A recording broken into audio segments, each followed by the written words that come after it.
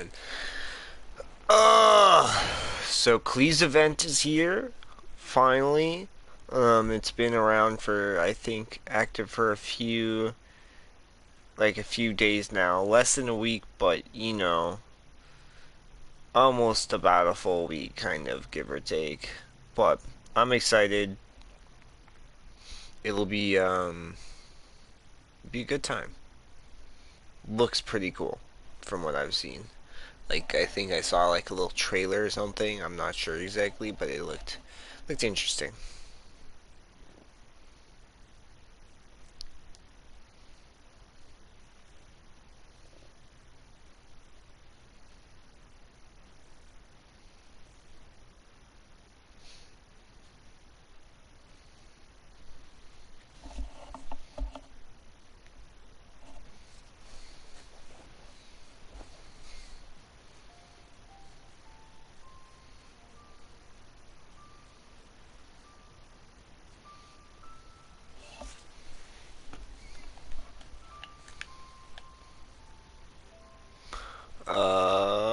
Right.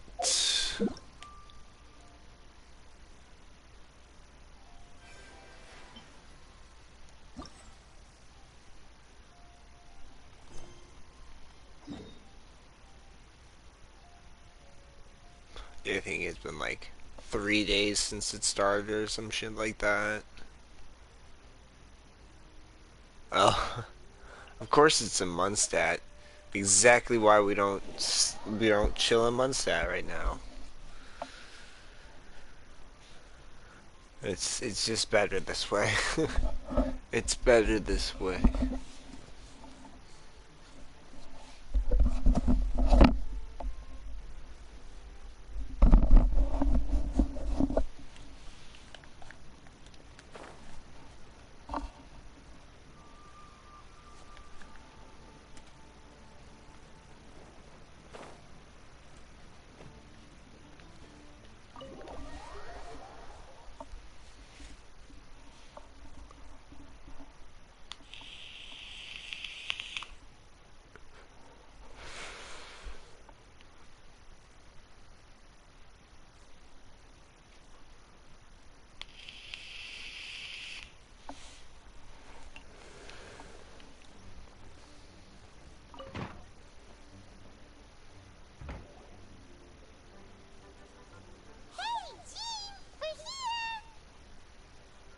Ah, Paimon and the Traveler. I've been waiting for you. Whoa, looks like Jean wasn't the only one waiting for us. Klee and Kaya are here too. Oh, it's Paimon and Mr. Honorary Knight. It's been so long. Ah, look who it is. You've caught me completely off guard this time. But then again, it's always a pleasant surprise when you two show up. Guess we were so excited to see Jean again that we forgot to knock. I hope we didn't startle anyone. Wait a sec. You weren't talking about anything that we're not supposed to hear, were you? Hey, stop pretending like we're doing food delivery. It's been a while since we last met, but I can see you two haven't changed one bit. Don't worry, we weren't discussing anything confidential. In fact, we were just talking about you. Maybe we should let the star of the story explain it in their own words. Yeah, let me tell it. Let me tell it. A few days ago, I was reading Todoko Tales in the solitary confinement room when all of a sudden, whoosh, a letter came flying in through the window. Flying through the window? The solitary confinement room. Like a bird does. It was flapping its wings. It could even talk. It said, well, it was a bunch of stuff I didn't understand. You couldn't understand? Then it must have been talking about how to avoid solitary confinement.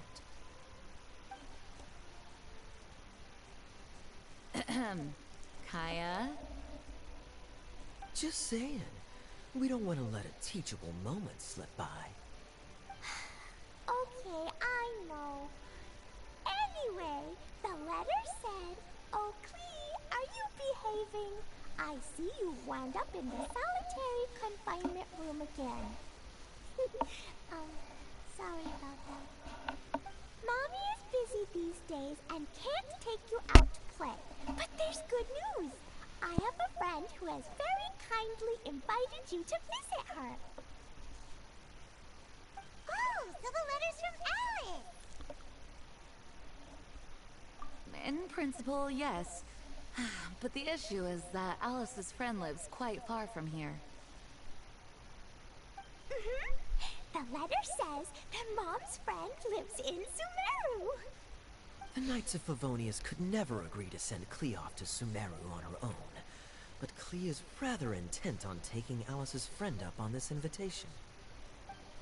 I really want to go. You see? So we were wondering, who can we send with her on the journey? Preferably someone who's a reliable hero and with a history of saving Mondstadt. Oh, so that's why you wanted to see us. I do apologize, but Klee gets along with you so well. We couldn't think of a more suitable choice.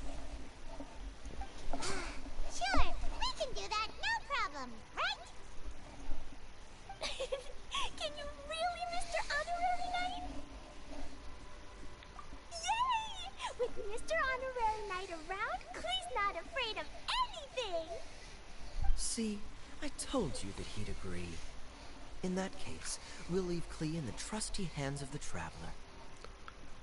And you too, Kaya. You should join them. I noticed you quietly completed that backlog of paperwork we had. You deserve the chance to unwind a little. Oh, so you noticed. Well then, I suppose I have no reason to refuse. Great! Things will go even more smoothly with Kaya around. Still, Sumeru is pretty far. It's gonna be a long journey. Don't worry. Mom's letter had a magic invite inside. Mom says we just have to all shout out where we want to go at the same time. And poof! We'll be there in the blink of an eye. Wow. Well, that'll definitely make things easier. It only works 3 times though, so we should only use it when we really need to. 3's plenty. 1 for the way there, 1 for the way back, and 1 extra, just for good measure. Sounds very mysterious.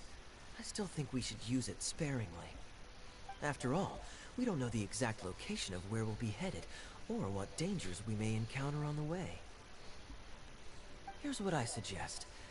Traveler, you're well connected. I'm sure you must have friends who are familiar with Sumeru. I say we start by teleporting to one of them. It'll give us a chance to test out the magic invite, and also find ourselves a local guide. That kinda makes sense. And since it has 3 uses, there's no point letting one of them go to waste. Couldn't have put it better myself, Paimon. So, do you have a particular contact in mind? Well, we need someone who's familiar with Sumeru and can be our guide. So, sounds like we need a forest ranger. And everyone knows that the best place to go looking for a forest ranger is a little place called...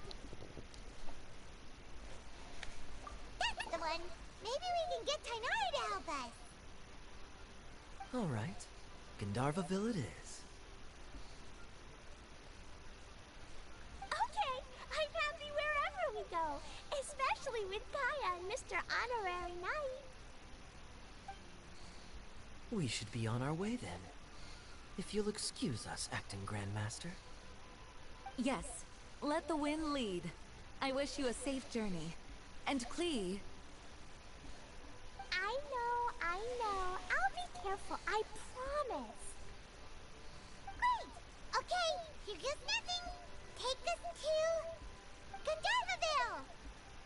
Gandharvaville.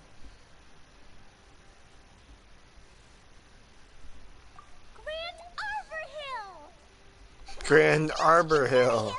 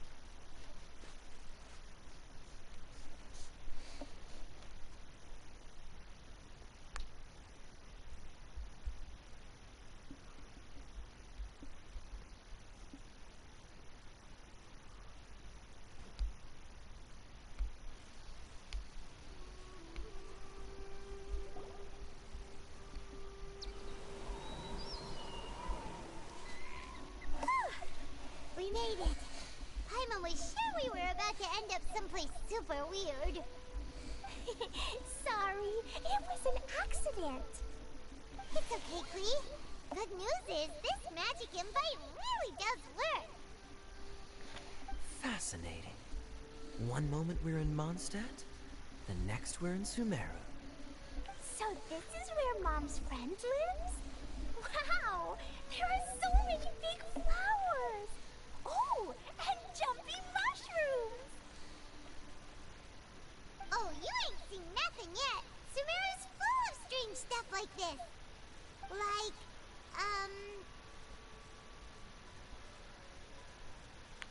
Oh, yeah. Paimon was pretty creeped out the first time we saw one of those. Listen carefully, Klee. Those jumping mushrooms are called fungi.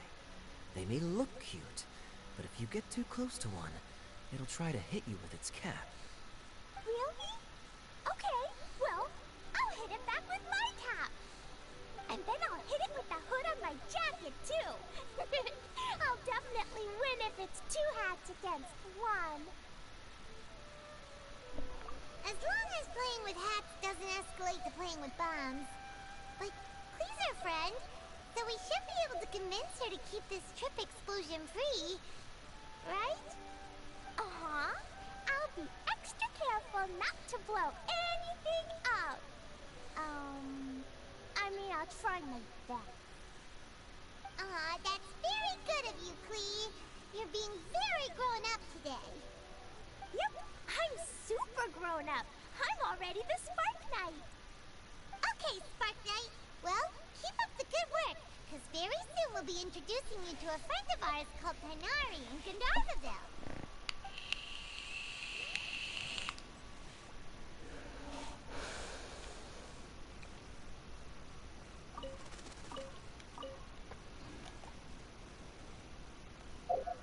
I need to talk to someone.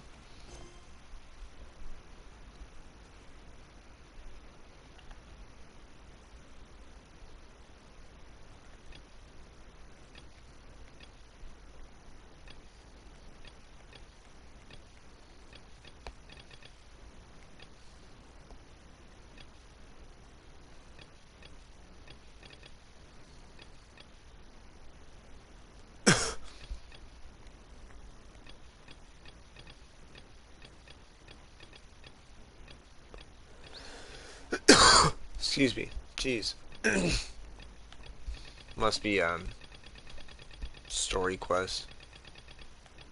Or yeah, story quest. Excuse me, Jesus Christ. There we go.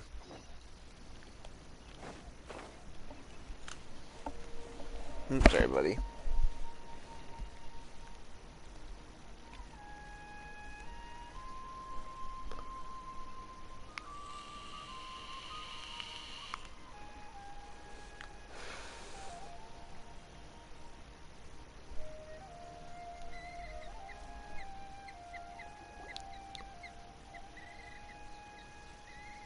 This is where you've been, Tighnari? That's...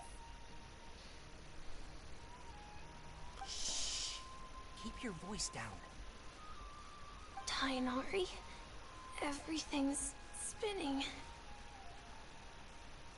Am I going to die? Tell Mom that I should have listened to her. And tell Suna that I'm sorry for breaking her toy. I didn't tell her because I was scared that she wouldn't play with me anymore. Tighnari, I heard that people turn into birds after they die. Is that true? I feel like I'm getting lighter. What happened? Tighnari, is he? Okay, enough nonsense. You just have a small fever. Take your medication and rest. You'll be bouncing off the walls in no time. Really? Then, can you keep the thing about the toy a secret for now? No can do. You're a big kid now. Once you've recovered, go and apologize. Keeping secrets to yourself won't solve anything. Oh. Hey, let me ask you something. I recall that you're usually pretty healthy. How did you get this sick all of a sudden? I don't know either. Mom's been telling me not to play in the forest. I just wanted to look inside. It's different from before. I got lost and went around in a huge circle. After I got out, I started feeling dizzy. Could it be?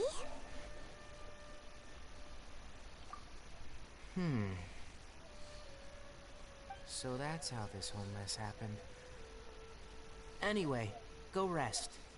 No running around until I say so. Got it? Traveler, Paimon, let's step out for now.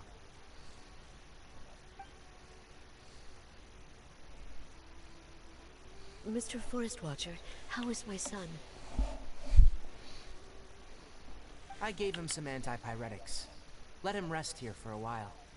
I told him that he would feel better after some medicine and rest. But I only said that to comfort him. His symptoms resemble a fever, but something else is causing them. They seem more akin to a disruption in his psyche. Antipyretics won't be of much use. What do we do? Mr. Forest Watcher, you have to help him. If memory serves, a plant called Vasanti grass can help soothe the mind. A small number grow in arid deserts. They usually look like shriveled weeds, but can be revitalized with a splash of water. They're expensive and unable to grow in the Avidia Forest's climate, so I don't have any on hand. I'll ask the caravans. Go find Klee. Have her prepare medicinal tools and a set of traveling gear for me. All right. Thank you. Contaminated region. Is that why you two are also here? Yep. Is it a new withering zone? Doesn't seem like one. Whether you look at scale, internal conditions, or resultant effects, they're completely different. The only thing they have in common is that they aren't welcome. This nuisance made itself home in the Avidia Forest, so I can't turn a blind eye. We feel the same way. Did I talk to him? Let's contact the caravans first and Hopefully I purchase some Vasanti grass. fuck it We up. can also ask about the contaminated region. There's no time to waste. We have to move quickly. Let's go. Let's go.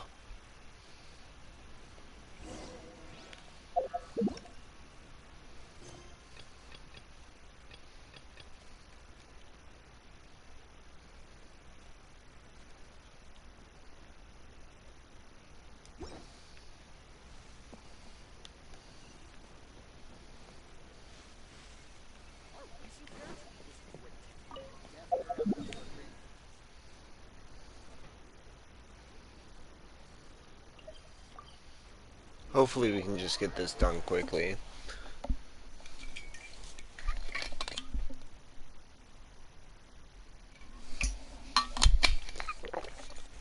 Excuse me.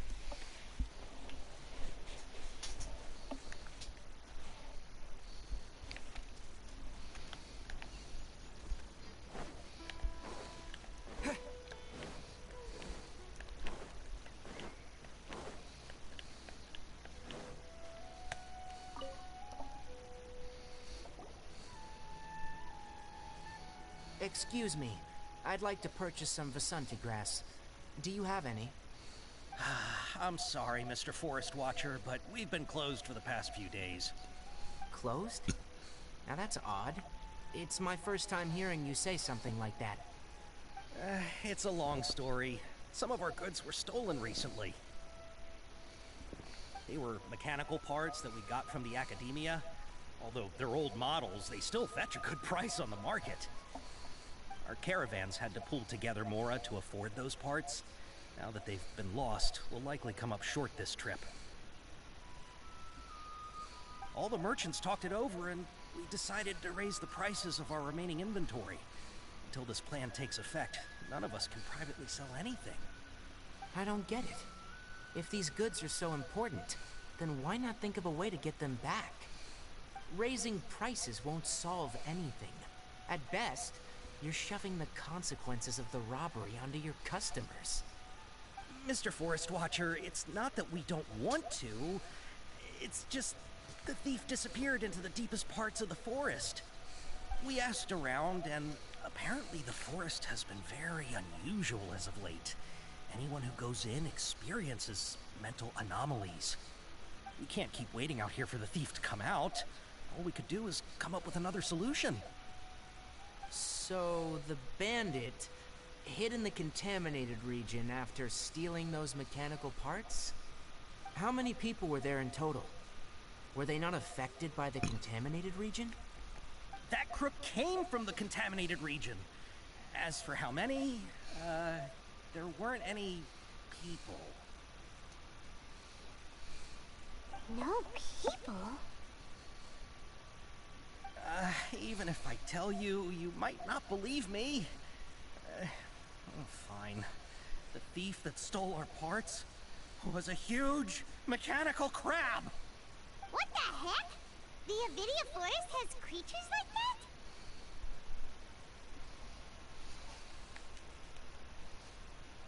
that? To be honest, I'd rather not think about it. It moved too skillfully to be new at this. It came out of nowhere. Before we could react, it swiped our goods and ran away. We were all shocked. By the time we came to our senses, the thief was already long gone. I see. If we help you retrieve your stolen goods, then business will return to normal? Oh, but of course! Not only that, but you'll become one of our caravan's VIPs on all future purchases of any... Enough. Tell me something that's actually useful. Any leads on that mechanical crab? Maybe one. After our goods were stolen, we specifically got someone to assess the situation. If you're interested, you can go and talk to them. All right. We'll go and have a word.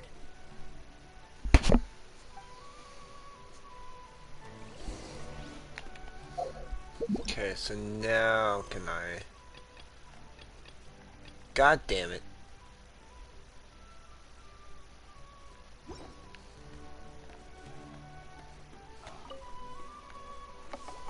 After the goods were stolen, I made multiple inquiries with nearby caravans and residents. It turns out that many others have also been robbed by that crooked crab. However, the crab only seems to be interested in machinery. Doesn't even bat an eye at other valuables. A caravan carrying a large amount of Mora had an uneventful trip, but another caravan had a child whose metal toy was taken. Whatever the case, that thing is a scourge. We'll eventually think of a way to get rid of it.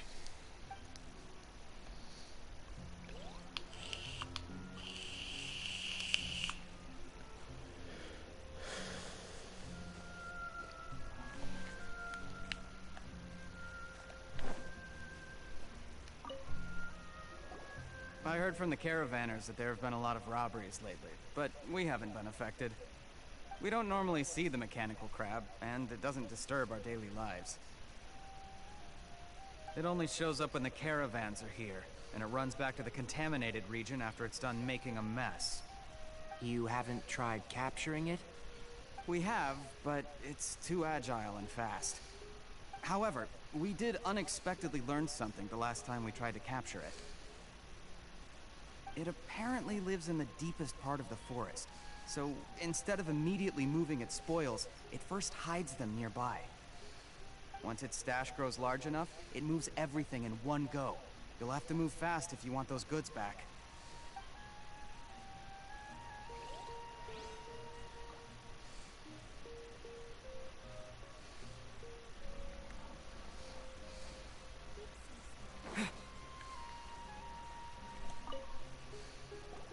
That mechanical crab is fast, strong, and a pain to deal with. 10 of us might not even be able to take that thing head on. Didn't the Academia ban research on mechanical life forms years ago? Where did that thing come from? Our salaries even got slashed because of it.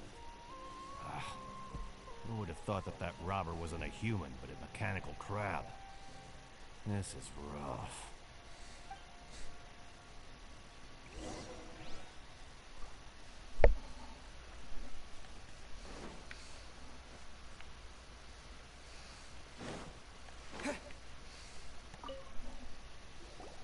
How are things? Did you make any progress? We learned of its behaviors, but much still remains unclear. Assuming normal operational status, mechanical constructs generally act according to their given commands. If I were its owner, I'd command it to steal more valuable things, or the mora you made. That would be the most efficient method. But it only goes after mechanical components. This doesn't make any sense. Right. It's really weird. So, you all found a way to retrieve our goods? Do you have any more mechanical parts with you? Yes, I still have a small bag of samples. They weren't taken since I keep them on me at all times. Oh, are you planning to... Under constant external conditions, organisms rarely initiate changes in their habits. Here's what we know so far. It has a mechanical composition, it lives in the contaminated region, and it comes out to steal mechanical components. If we have said components, we can lure it out, capture it, and then make observations for further conclusions. Well, chatting like this won't get us anywhere. We're only wasting time. You're right. We don't have any other options right now. This bag of samples is all yours, Mr. Forest Watcher. If you can get our goods back, the caravans will reward you generously. We don't need anything in return, but I'll be keeping this bag. I may have other uses for it later. We'll also need to borrow a sumpter beast. Our act has to be convincing if we want the crab to fall for it. Oh, yeah, no problem at all. If it means getting our things back, you can even borrow me to do whatever you need. I'll have to decline that offer. Anyway, we'll use the mechanical components and sumpter beast to pose as a transiting caravan and lure out the crab. Once it appears, capture it. I leave the timing to you. Don't worry, we're professionals.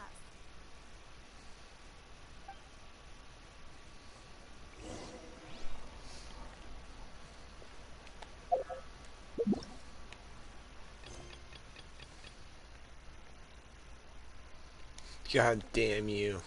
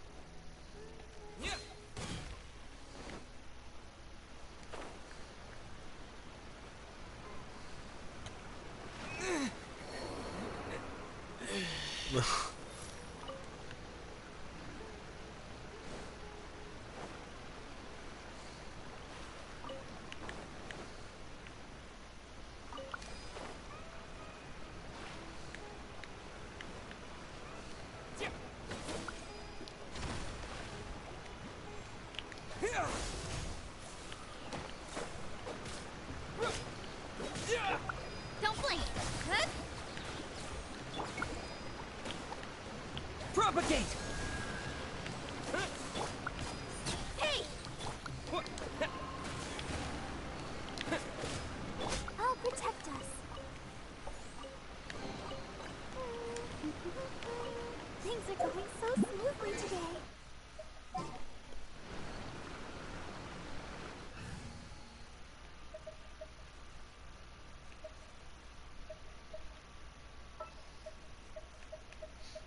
Klee can help. Yeah, we got Klee costume. Adorable as fuck.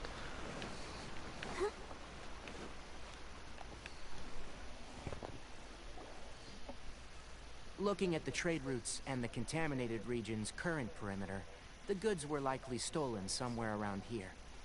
Then let's get to it. We'll definitely capture that criminal crab. Okay, we'll start from here and have the sumpter beast with the components on board lead the way.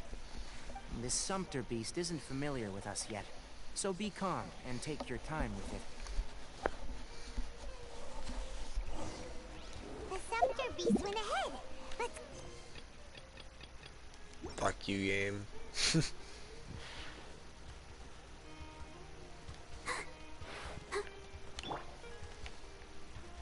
Why'd it stop? Looks like it's loafing around. Or maybe it's hungry.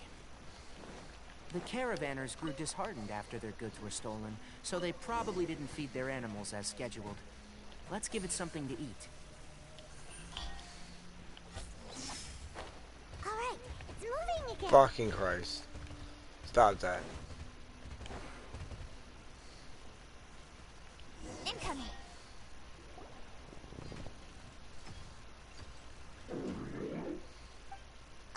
Did you hear something? Ah! Is that the mechanical crab the caravan was talking about? It's charging straight at us! It looks strong. Be careful.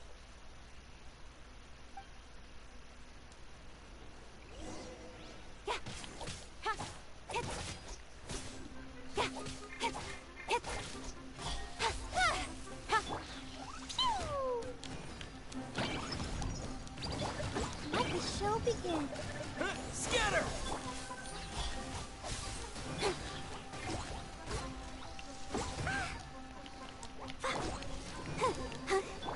Propagate! Don't blink! Hey!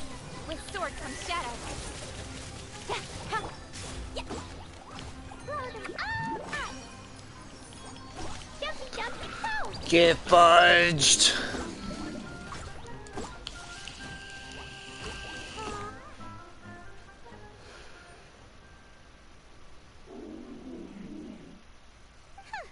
Just try to escape this time, you naughty caravan robbing crab! Hey, playing dumb won't save you. Spill it! Why are you stealing so many mechanical parts? It doesn't seem capable of comprehending complex questions. Keep an eye on it. I'll search around the area for the caravan's goods.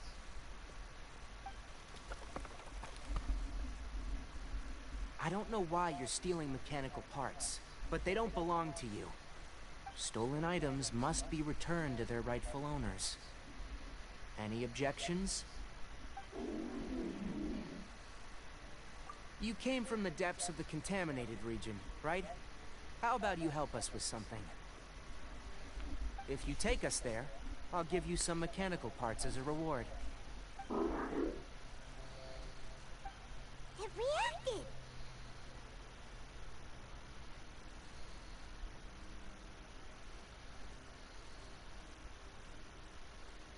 We can't be certain yet. Its excitement may be a simple, programmed response upon seeing mechanical components. Okay, so you want the crab to lead us into the contaminated region? That's right.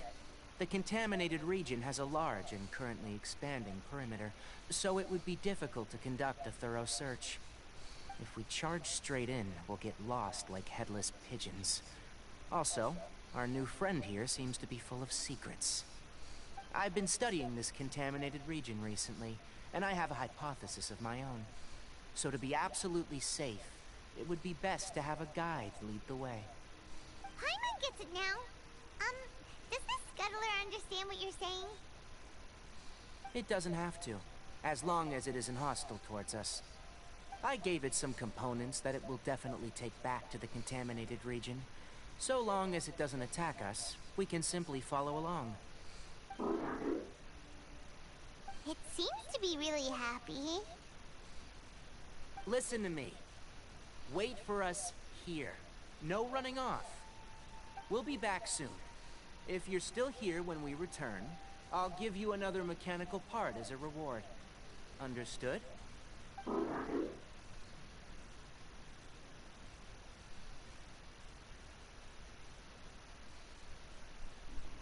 I'm not sure. But our priorities are to retrieve the mechanical components, and to purchase Vasanti grass to make medicine with. We should return. But before we do, we need to set up a few traps. Can't have that crab escaping.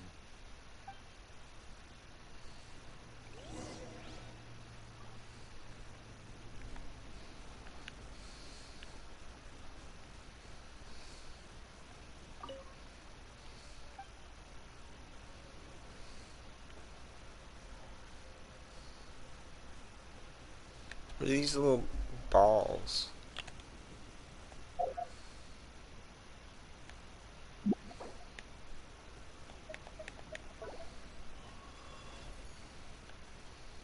Weird.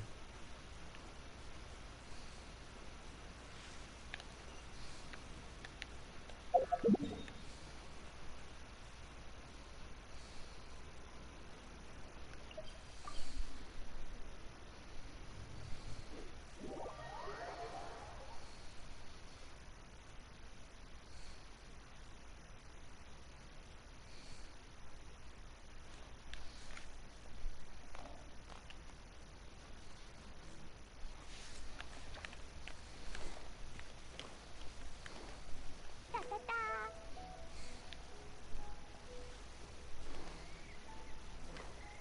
La la la.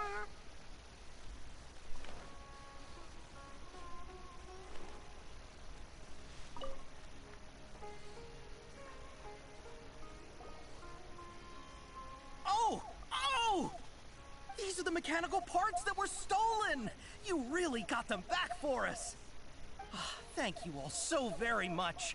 I don't know how I can repay you. Wait, didn't you want to purchase Vasanti grass? Don't worry about the price. They're on the house. How many do you need? 2 is enough. No, that won't do. Here, I'll throw in some more. No need. I've already received a reward from you. Reward? You mean that bag of mechanical parts? They aren't worth much compared to this merchandise. But those parts are very useful to me. Just like the Vasanti grass. I retrieved the things you needed, and you gave me what I needed in return. We're even. Oh, and before we go, just a reminder. The forest has an intricate and biodiverse ecosystem.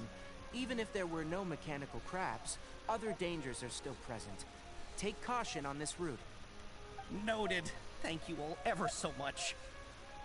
Let's return to the village. The earlier we can give the child medicine, the sooner he'll start feeling better.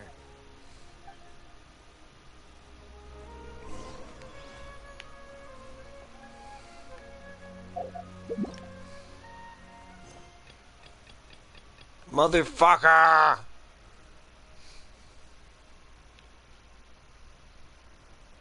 Oh. Now it wants me to complete it. Complete this first.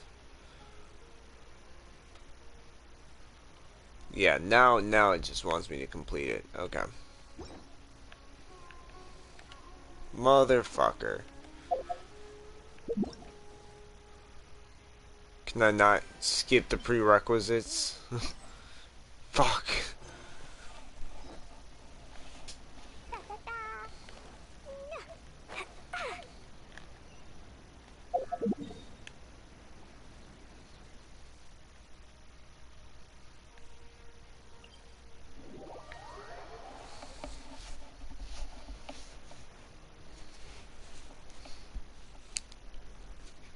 I thought I was going to be able to just go straight to the Klee stuff, but it seems like I'm going to have to be doing prerequisites. Fuck.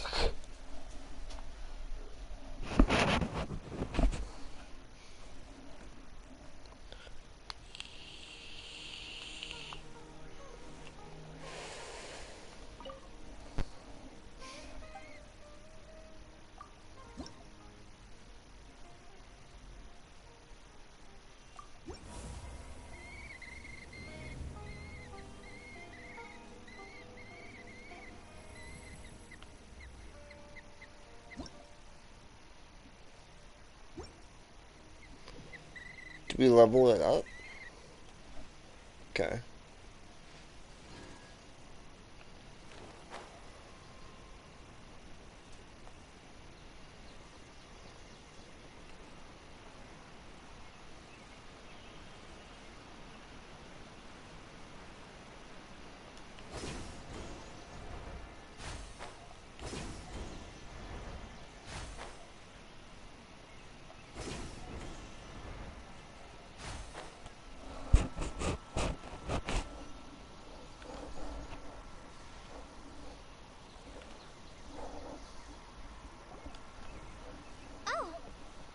Traveler and Paimon.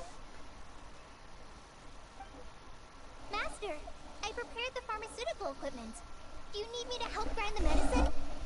No need. A precise dosage is required this time, so I'll do it myself. Oh, okay. But once I'm done, you can deliver the medication to the child. He gets a little nervous when I'm around for too long. I don't think he finds me very approachable. I'll go prepare the medication. Traveler, give me a hand.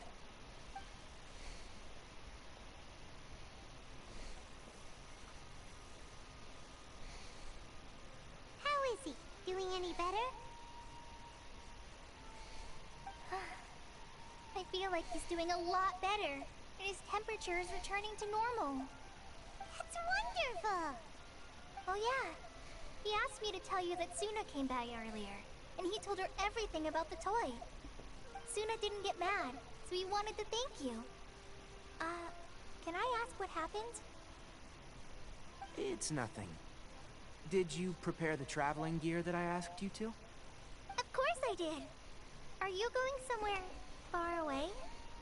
Yes, we're going to the contaminated region. Judging by its size, we will likely have to stay overnight. I'm leaving everything to you while I'm gone. Huh? But I can't even begin to compare to you. Many things are learned by doing, and once they've been done, you'll realize that they weren't as difficult as you once thought they were. Deal with problems as you yourself see fit. You don't have to emulate me. That's right! You'll do great, Klee. Alright, then I'll do my best. Master, Traveler, Paimon, take care of yourselves. I'm sure we'll be fine. I think you'll understand why once we arrive at the contaminated region. You put too much confidence in me. Anyway, like you said, things will likely be uneventful. Let's return and find that crab.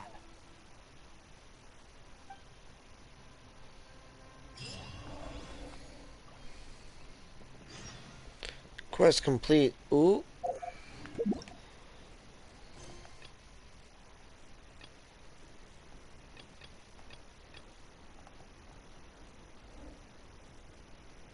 Motherfucker.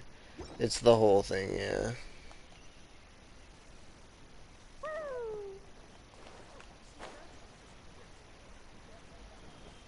Super dumb. Like, didn't say anything about prerequisites. It's just like, because Klee is so fucking entwined in this quest, he's stuck here for some god awful fucking reason.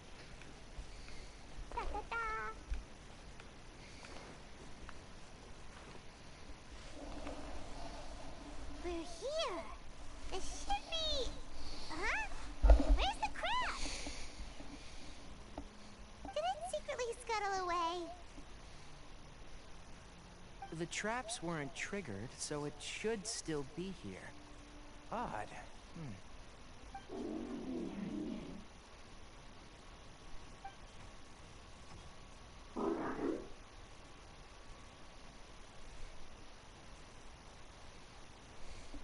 You honored our agreement and waited here until we returned. As such, I'll hold up my end and give you another mechanical part. Keep it safe. I'm not giving you another one if you lose it. Glad you're satisfied. If you want more mechanical parts, take us deeper into the contaminated region. I want to see what happened there. What caused the Avidia forest to become like this?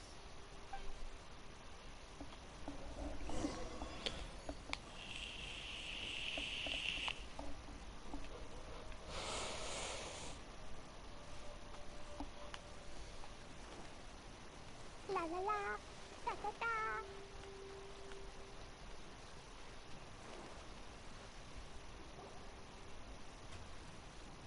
So this is the contaminated region that everyone's been talking about. Oh, it definitely looks different from normal. It's like really creepy and suffocating. Do you feel unwell at all? Good. It's as I predicted. Elemental power confers a degree of resistance against the contaminated region's influence. How do you know that? Well, I haven't entered the contaminated region for a proper investigation, but I've conducted quite a few controlled experiments. My observations during our time here have all but confirmed my hypothesis. Look at these flowers. How are they different from normal?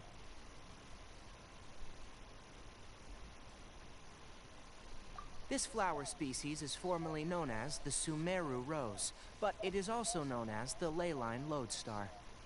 They're sensitive to ley lines and emit varying amounts of light in response. Excessive brightness indicates a dangerous level of leyline activity in the surrounding area.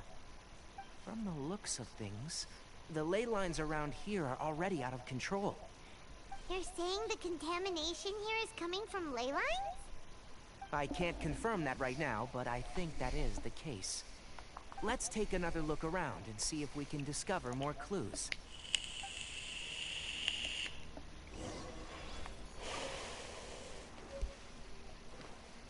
La la la. You know, we haven't seen any animals this entire time. The birds used to chirp really loudly, and there were a lot of foxes. The contaminated region currently appears to have a critical efflux of leyline energy, which is probably the root cause of the patient's cognitive disturbances. Some animals have keen awareness. They sensed something abnormal in this area and fled. Leaky ley lines sure can cause a lot of damage, huh? Like how plants have preferred growth conditions, we also gradually habituate to our surrounding environment. Climate, temperature, humidity, intensity of leyline energies. When people live under fixed conditions, they reach a sort of homeostasis with their environment. This equilibrium is broken when the surrounding environment abruptly changes, causing people's bodies to react in abnormal ways. If normal fluctuations in temperature occur, then our bodies automatically adjust. However, the average person cannot adapt to changes in leyline energy, and so they fall ill. Then why are we okay? I'm not sure why you are, but he and I are fine because our elemental capabilities allow us to adapt to this kind of change. Of course, it's not a good idea to spend too much time in areas with concentrated leyline energy. The only one who can freely traverse this place is probably the mechanical crab. That's about it for the investigation. Help me find an open space. I want to test something.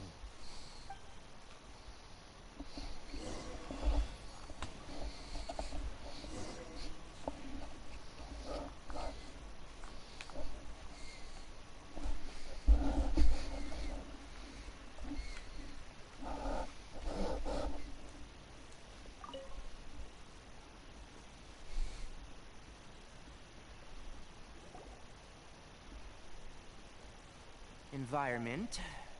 No wind. Target parameters. Normal. Setup complete. Excellent. Looks like it's working. What's this? A purification device I made.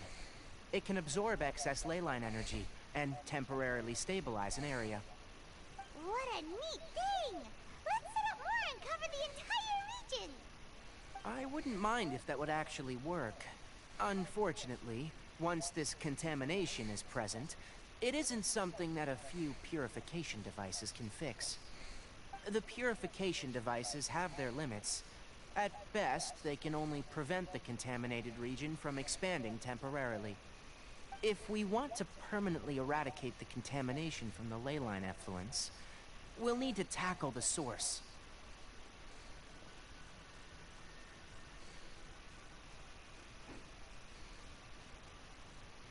That's right.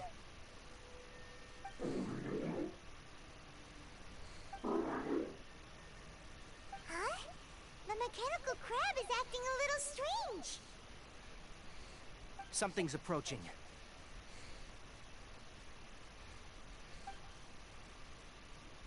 So that's it. Now that the ley line energy has stabilized, the monsters that had left are starting to return. Get rid of them quickly. Don't let them get close to the purification device.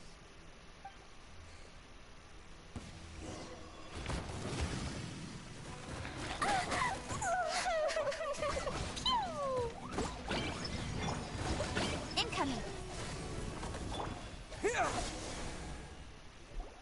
Easy. That's all of them.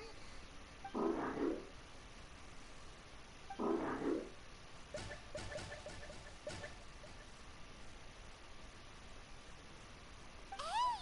Where are you? Wait for us! Let's hurry and keep up.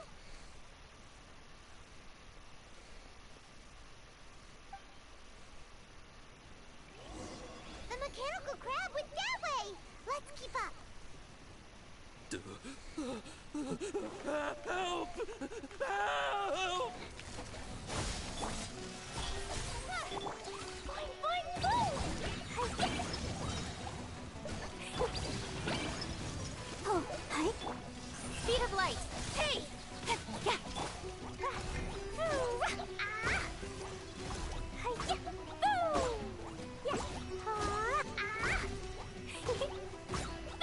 Scatter! Yeah! Yeah! Huh! Yeah! Yeah! Huh! Yeah! Huh! Huh!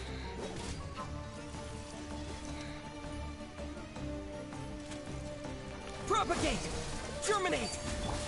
Incoming. Pew! Boing, boing, boom! I'll protect us.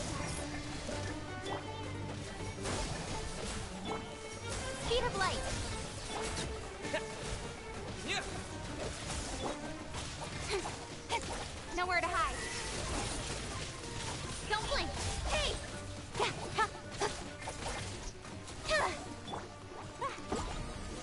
Dumpy, dumpy, go!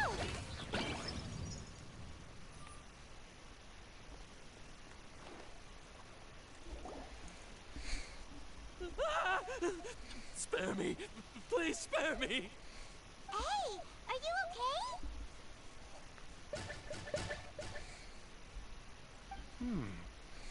These injuries are superficial. Don't move. I'll patch. Oh, shit.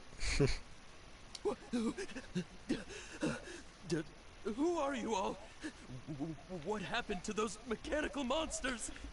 Don't worry, we took care of them. Oh, good. That's, good. It's a monster! Hurry, attack it! How do we explain this? Krabby here isn't a bad guy. It heard you shouting for help and brought us here to rescue you.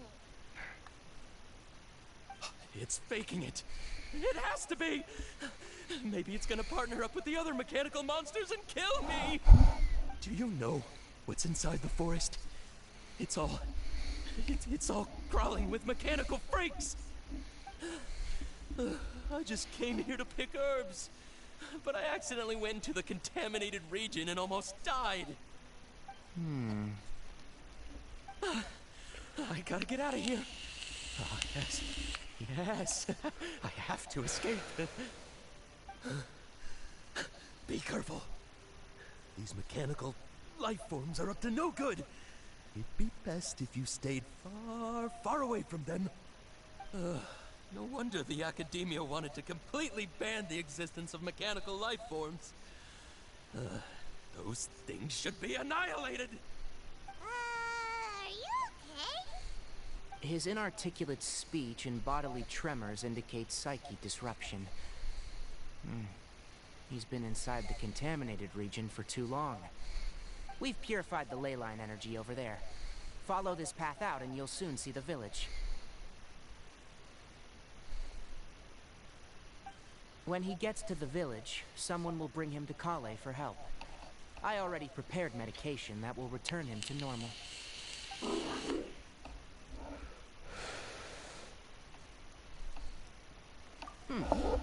So, You think you did a good job and want a part as your reward, huh?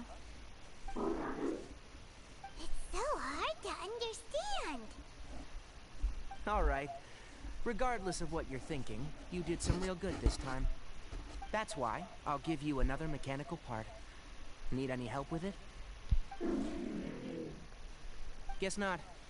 Well, make sure to hang on to it. What was going through your owner's mind when he made you? I wonder. You're like a giant mechanical crab on the outside and a fluffy little hamster on the inside. And also, how do you feel about that person saying that you're as evil as the other mechanical life forms? Okay, it definitely doesn't understand you. It seems like it possesses limited understanding, only towards matters related to mechanical components. Help others to get parts, that's probably its thought process. As for why it, rather, its owner, is collecting so many components, I'm not sure. It's getting late. Let's set up camp for the night. We'll explore further tomorrow after a night's rest.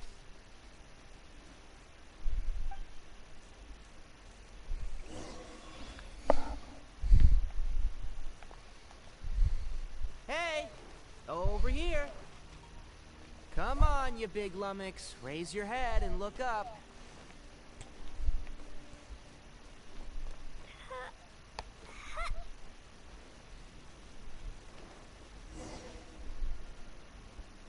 Let's set up camp here. Alright, Hyman also thinks it's a good spot. Oh. Any particular reason? This place is perfect to put up a big tent. We can also set up a cooking pot and cook tons of delicious food. You're not wrong. But the primary reason for choosing this place is because its higher elevation keeps us away from the water vapor below. Rainforests are very wet. You should always be careful when... For the next tasks at hand, let's divide and conquer. I'll set up the tent. You'll be in charge of making the fire. And Paimon will forage for edibles nearby. Leave it to Paimon. Paimon's a pro. I'm not expecting that much. Just do what you can.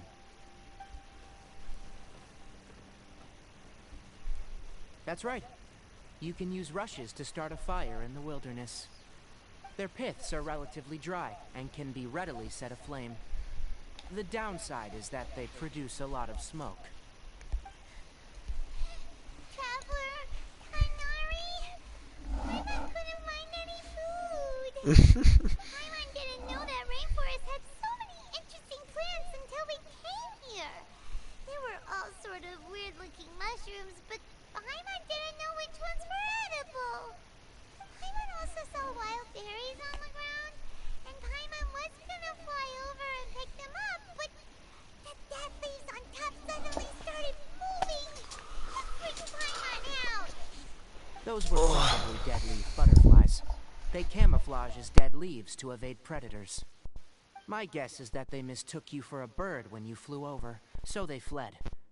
Little did they know that you were more scared than they were. Never mind. The tent's up, so you two go rest. I'll forage for food. Oh, you found some already. Paimon understands it this time. It wants mechanical parts again. Sorry, no part this time. That task wasn't important enough. If every little thing resulted in a reward, then it might start to take advantage of the system.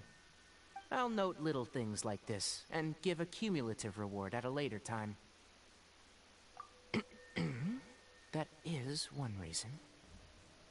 It looks really sad. After some further thought, it might come up with some weird misunderstanding if I don't give it something.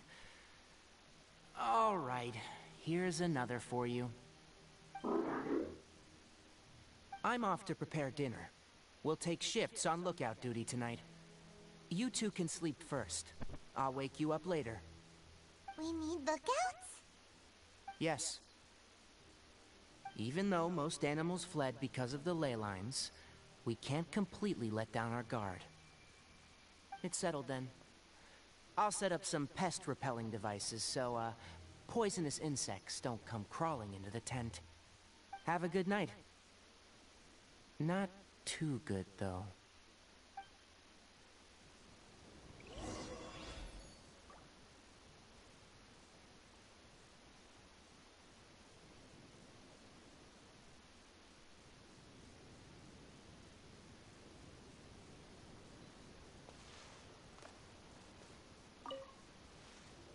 Paimon's getting sleepy. Is this because of the ley lines? It's been a while since we camped outside like this. This is like when we just started adventuring together. Nighty-night.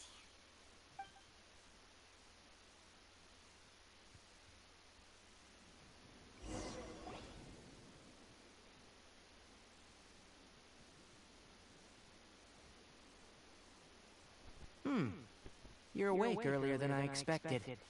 Did you sleep well? That's good. I was worried that you two wouldn't be able to sleep, so I used 2 of my homemade incenses. Don't worry, they're made from all natural ingredients. They have a light fragrance and aren't harmful to the body. Speaking of which, have you seen the crab? It was scampering around over there just now, but I don't know where it went.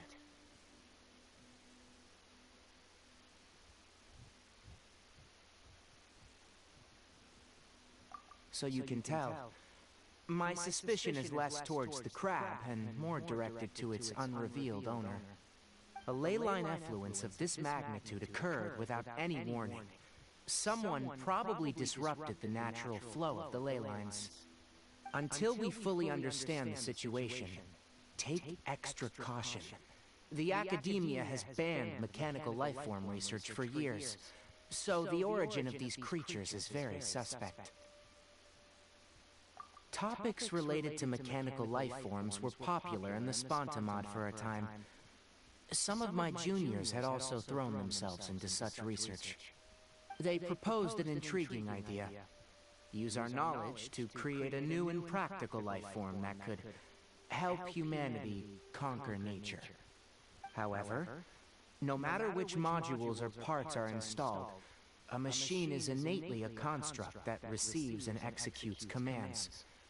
They can never possess self-awareness like us or other living organisms. In their pursuit to discover the differences between mechanical and biological life forms, zealous researchers performed unregulated vivisections and other absurdly cruel experiments on animals. Research on mechanical life forms was thus banned. The irony is that the researchers became even more impetuous afterward. Who knows? Maybe the subject will be unbanned in a few years.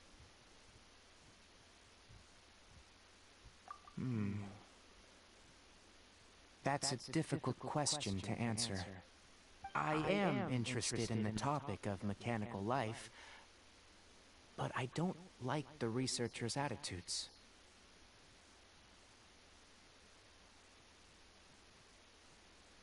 It's just my personal opinion.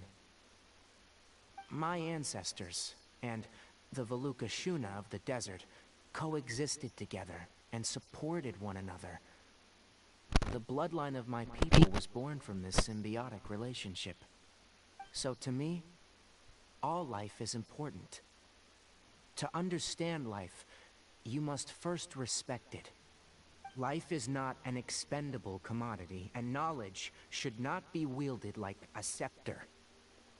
These are the points of contention I have with some researchers, and why I left the academia. Once you start placing yourself above other life forms, I mean, what kind of results do you expect to get from researching pure life with impure intentions? Really? Well, I'm glad to hear it.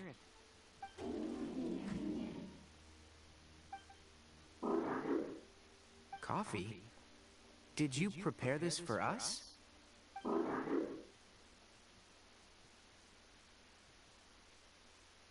All right. Seeing that you're working so hard to help out, I'll give you another part. You're not planning on using it? Many of your own parts are critically degraded, and you're running low on power. All right, suit yourself. Oh, and thanks for the coffee, but I'm about to go to sleep. Leave it with him. The night watch is yours. Stay safe.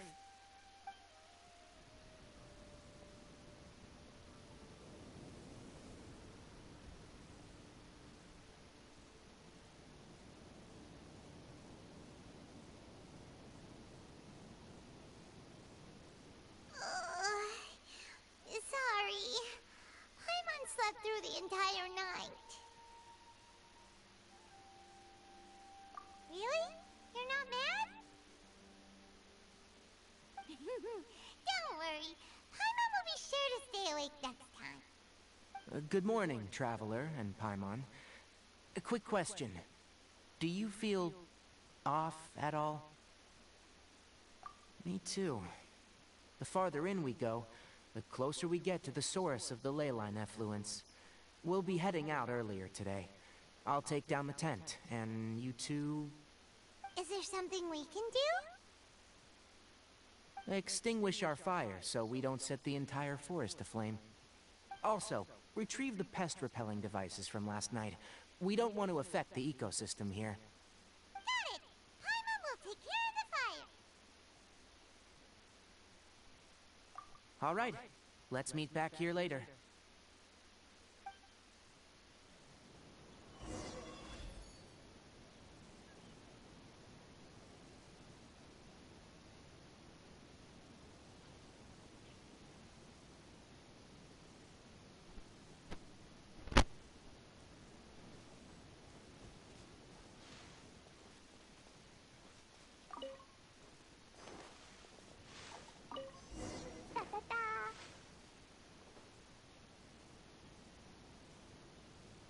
All right, it's about time to head out. As we go further in, we may encounter more berserk machines. The effects of the ley lines will also increase. If you're struggling, it would be wise to avoid conflict. Try to conserve as much energy as possible until we reach the source of the contamination.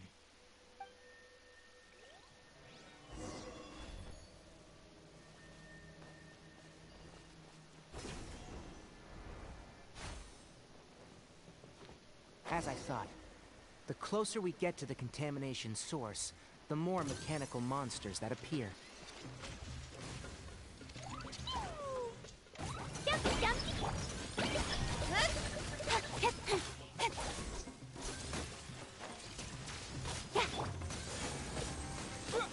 Scatter!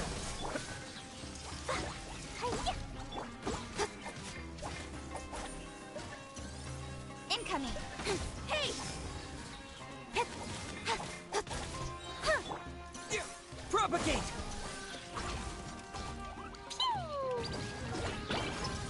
Speed of light! With sword comes shadow!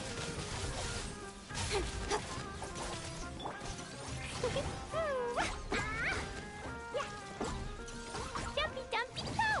La la la! Yeah!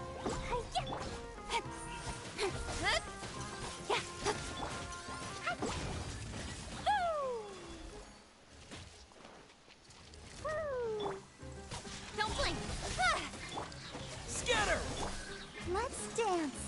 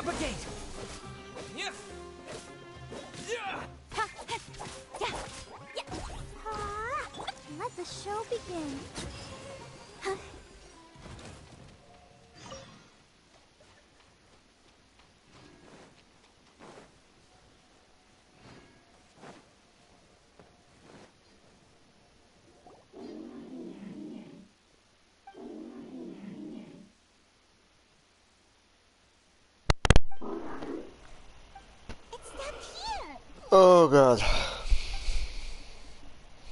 Upon closer inspection, the plants here are really different. Really, it's already Energies been are an also hour and 13 stronger here. minutes. No fucking This way. may be the place we've been looking for. Ready yourselves? We're going in.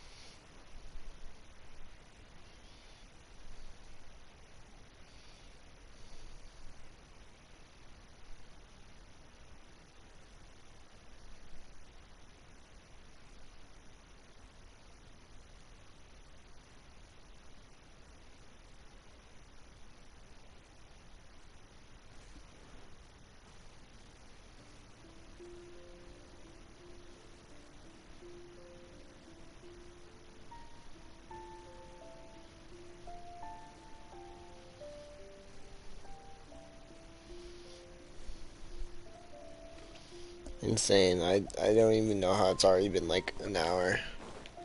There's a ton of mechanical monsters here. They made this place their lair. Looks like there's no way to sneak by. Let's take care of them quickly.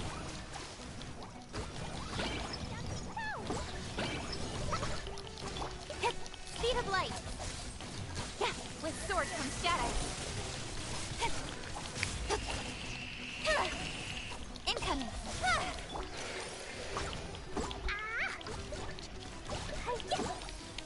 Boing, boing, boom! Don't blink.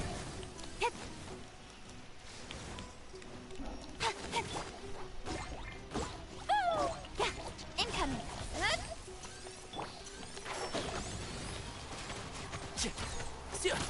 Keep up. I'll uproot you! Don't blink.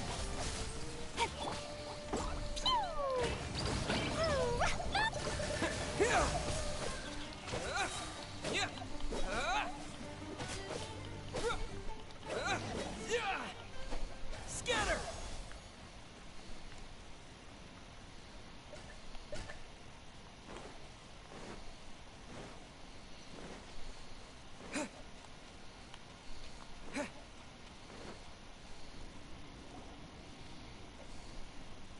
What is this?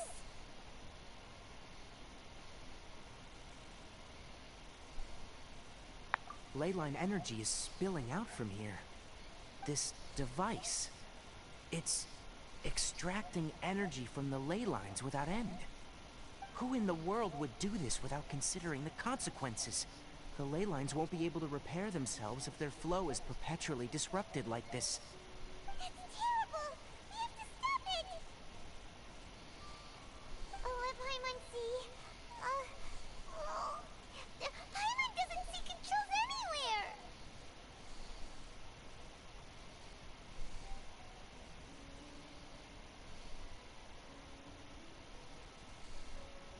Standing here is equivalent to being directly showered in leyline energy, which may cause irreversible damage to your body. Take Paimon and get out of here. I'll see if I can find a way to turn this thing off. But you're also vulnerable to the ley lines, right? We're staying. We can't leave you here by yourself. Then let's look for it together. If there's no control unit here, then there must be a trap door somewhere. You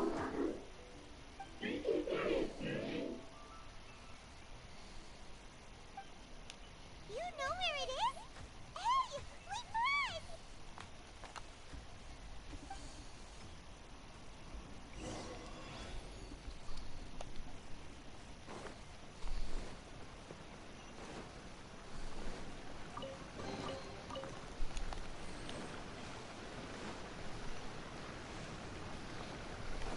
What's this? It'll only show up if you step on it? Be careful and watch your step. Look! Someone's here! Are you the one that's taking the ley line's energy? Turn off that machine now! Why aren't you saying anything? is cold. It's emaciated, and his eyes are sunken, likely from chronic malnourishment and stress. He collapsed and never got back up.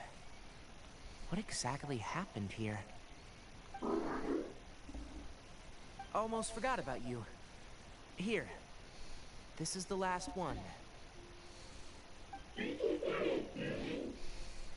What is it doing? I'm not sure. Judging by this room's layout, this place was a laboratory. We should find a repository of research documents if we keep going. The file room will definitely give us some clues, so let's go take a look. Maybe we can piece together what happened here.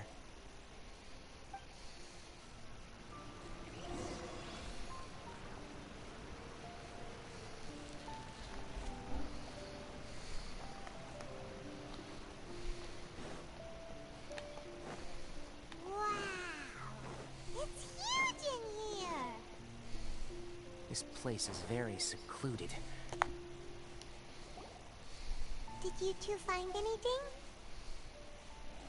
There are a lot of lab notes, but it would take way too long to read through them all. I found a tape recording used for an experiment, and based on its serial number, it's from 2 years ago. Tape recording?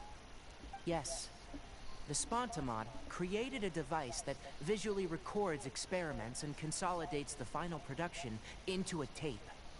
However, these devices are expensive to make and aren't entirely stable. That's why they are only used in some laboratories and do not see wider usage. Come on, let's watch it. Hold on, let me figure out how to play the tape. Okay, this should do it.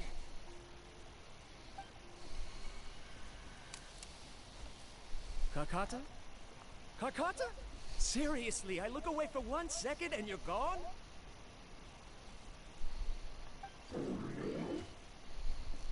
There you are. Look here. This is our new home. I, Abatui, will unleash my talents here and amaze those ancient fossils at the Academia. Oh? You're also quite happy. Kakata, do you know what we're about to do? Yes, I thought not. Listen up, Kakata. I'm going to make a mechanical life form that can be mass-produced. The technology will be unlike anything else that exists. I'll use mechanical organs, and electric currents will course through them like blood. A steel-cast heart that will beat forever, and a brain of myriad components that can think like mine. Inspiration from the ruins and the research that the Academia had banned. I hope everything can start anew from this place. When you can understand our language and live among us, you will no longer be a boring machine, but a truly living being.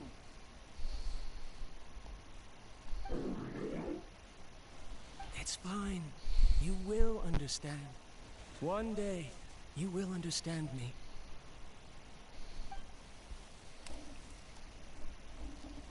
Karkanta is the mechanical crab, right? And that researcher named Abatui said he wanted to prove something to the Academia?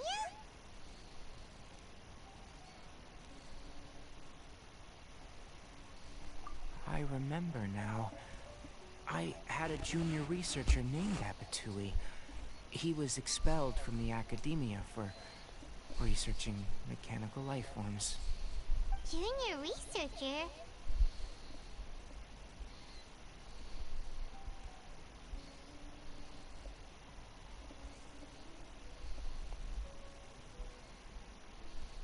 Yeah? What's wrong? Nothing. Paimon was just wondering, doesn't Abatui look older than you? He is, but academic progression isn't tied to age.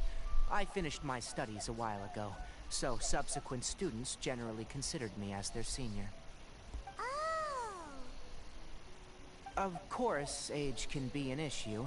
For a while, people, always dragged me into pictures. I felt like some kind of animal on display. That isn't important.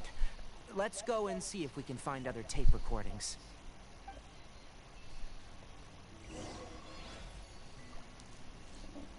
pipes continue further. Let's head in. Look!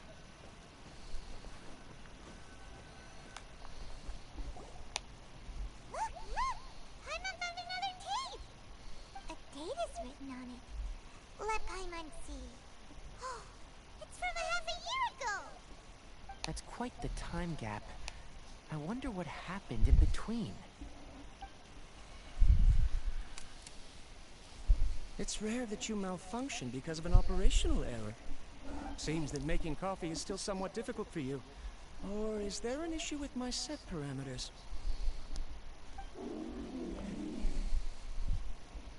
All right, there you go.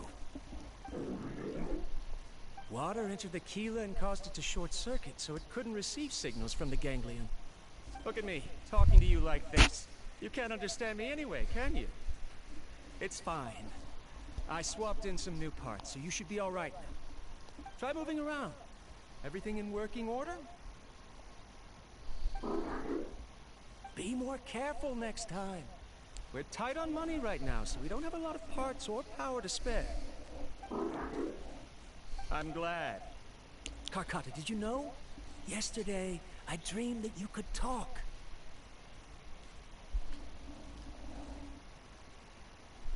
Aren't the bunch at the Academia always saying things like, mechanical intelligence is just an extension of statistics?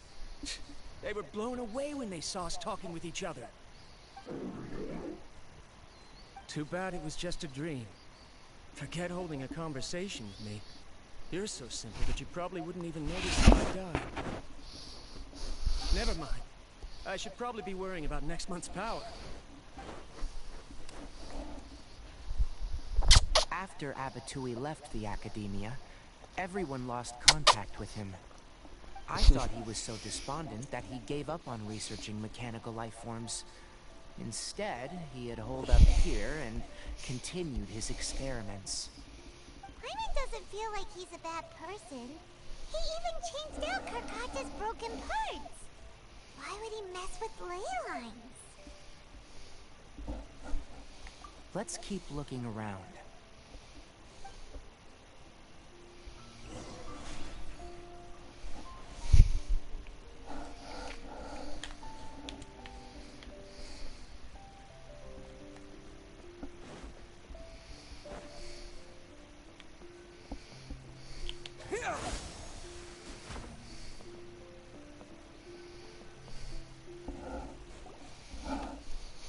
Following the serial numbers, the next recording should be here.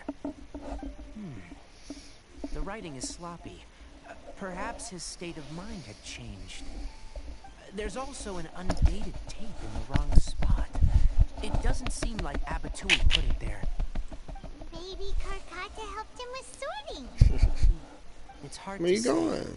These You are the last going? two tape recordings. Where you going, mister? Let's watch them. Yeah, way down.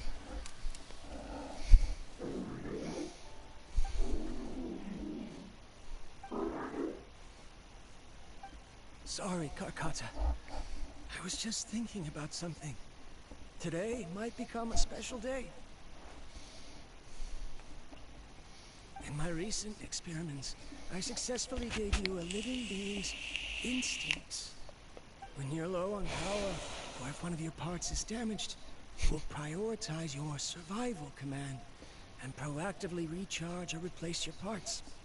That is a very dangerous thing. And today, I did something even more dangerous. I've officially activated the third-generation ley line extractor. The ley lines will serve as our power source from now on. Conducting research on mechanical life forms requires a large amount of power. Even if I scrimped and saved, the more I have wouldn't last for long. I'm also getting tired, Karkata. I don't know what's driving me to continue with this research anymore. They say that even if it simulates the operation of a living creature's organs, a machine is still an ice-cold tool. I want to prove them wrong. I want to turn you into a living, breathing, and talking being. I'm not talking about anything cheerful, Karkata. Modules for language, emotion, and movement. I've been working my absolute hardest to augment and refine your functionalities. But I've never seen an effective response. You are my finest success, but even you can't understand me. All you can do is execute limited responses based on preset commands or keywords. Karkata, I wish you could speak to me, even just once.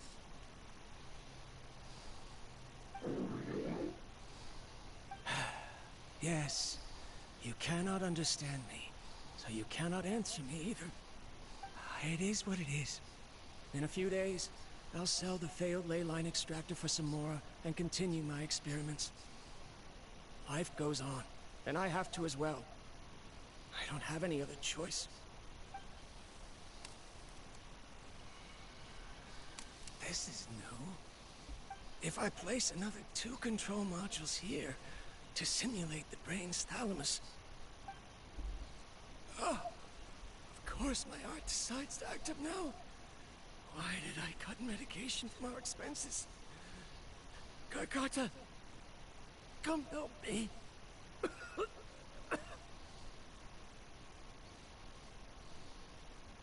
Strange. I feel weak. Oh no, I have to shut down the extractor. Shut it off. If we let them recharge indefinitely, they'll go out of control. Right. I never input a command to shut down the extractor, so you don't understand what I'm saying. In the end, it's just like the Academia said. Mechanical life forms only bring danger. My research... Was there any point to it at all?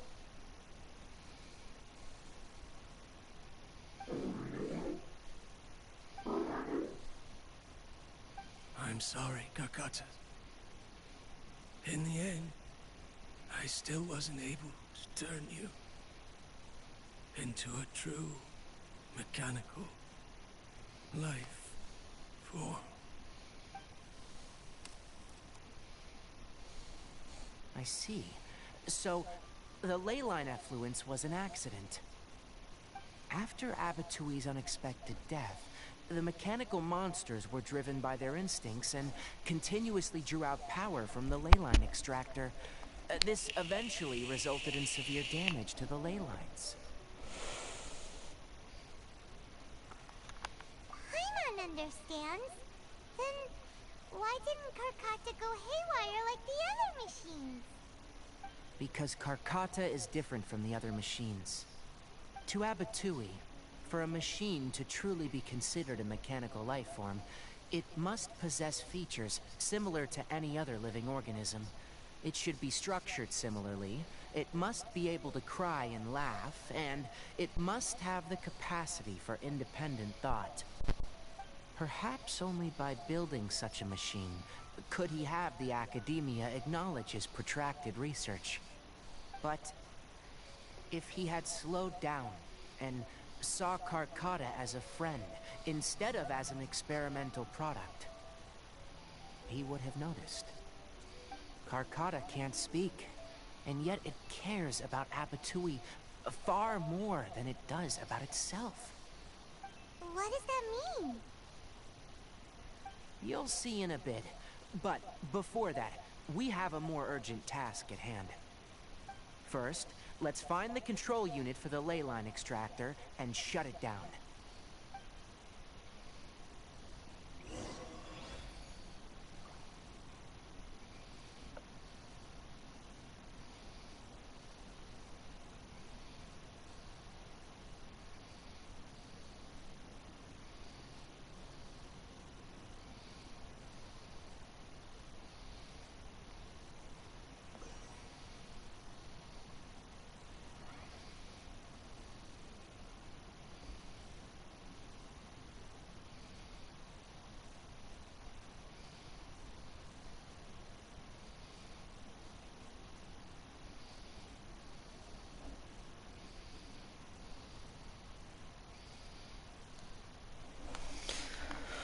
My fault. I was looking at some shit.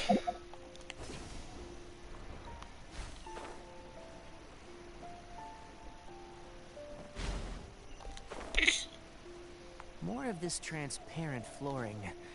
It feels like a maze.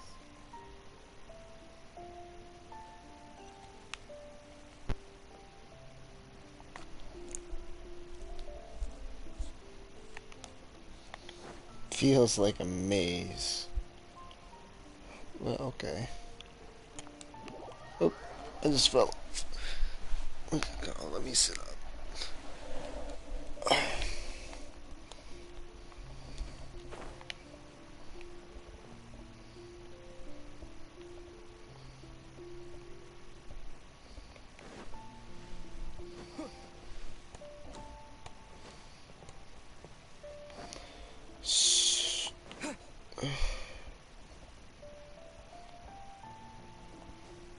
Do you want me to get on here? Nope. Then what do you want me to do? Let's dance. Oh, here we go. I just missed it.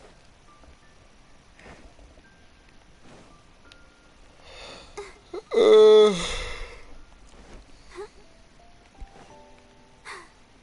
fine.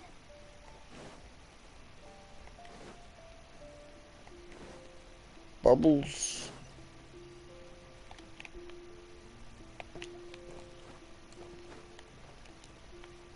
God damn it.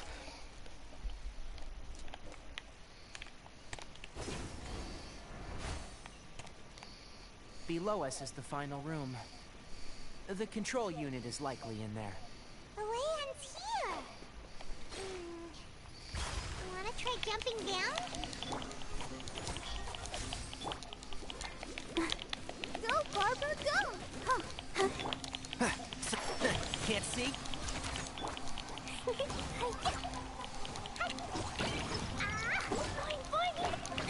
Speed of light.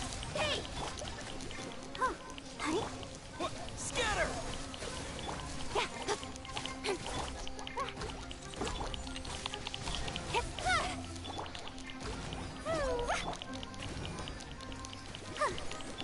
Propagate!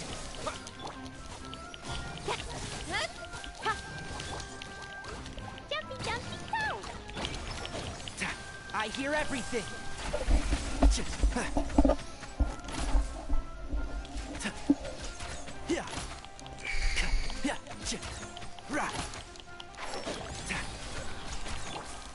Incoming.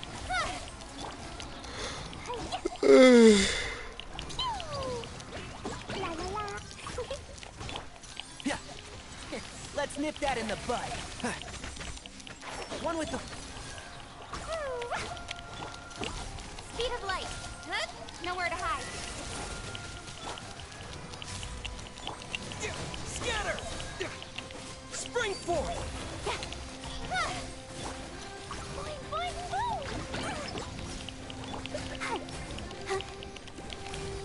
La, la, la, la. Hi. Incoming. Hey!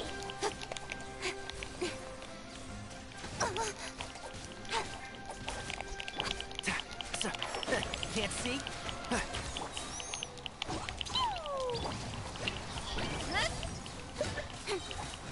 Cut to the chase. Jumpy, jumpy, go! I hear everything.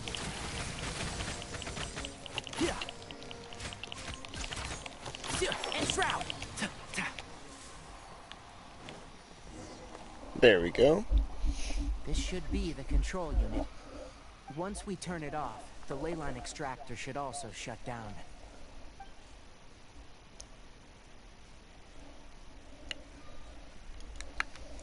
Without an external force damaging the ley lines, they should start to slowly repair themselves.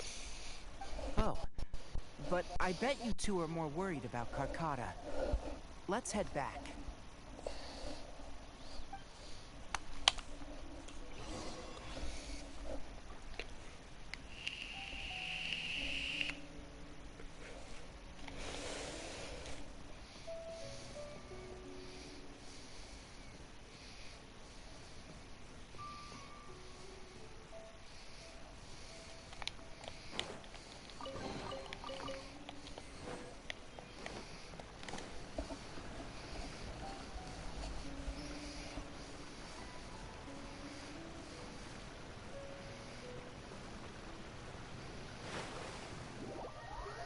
God damn it.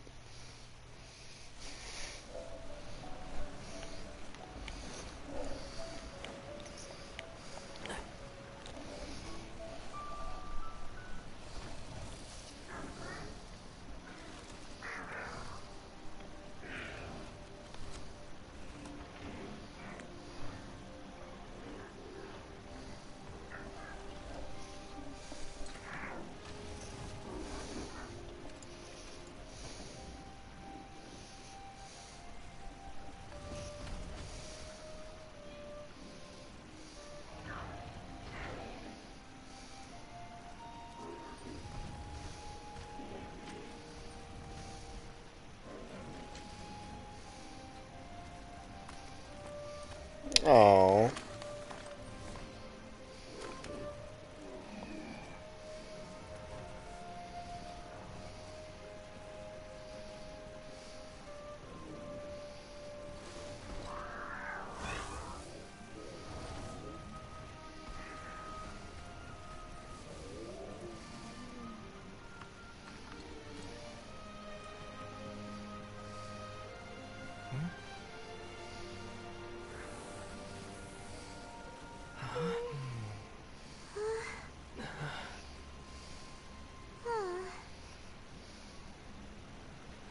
So, Karkata has been collecting parts because it thinks doing so will fix its owner?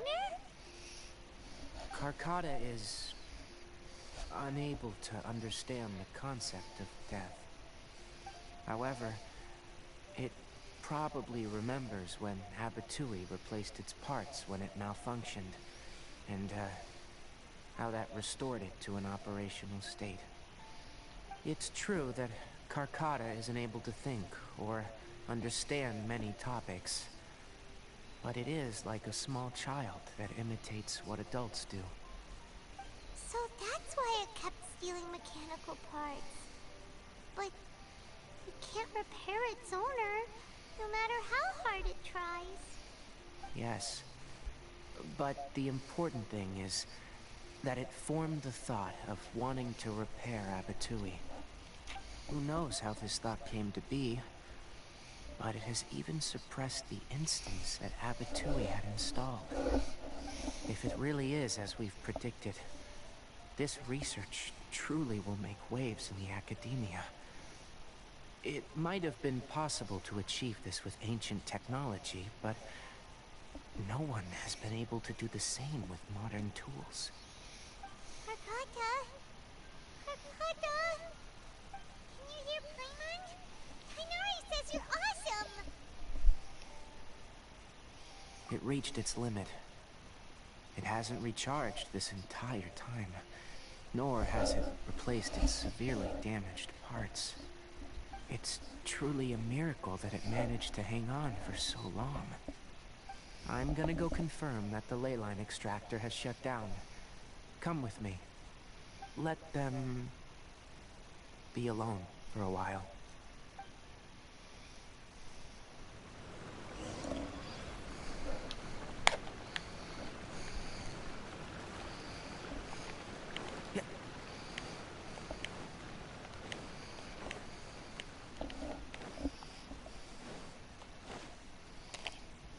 The ley line extractor has ceased operations.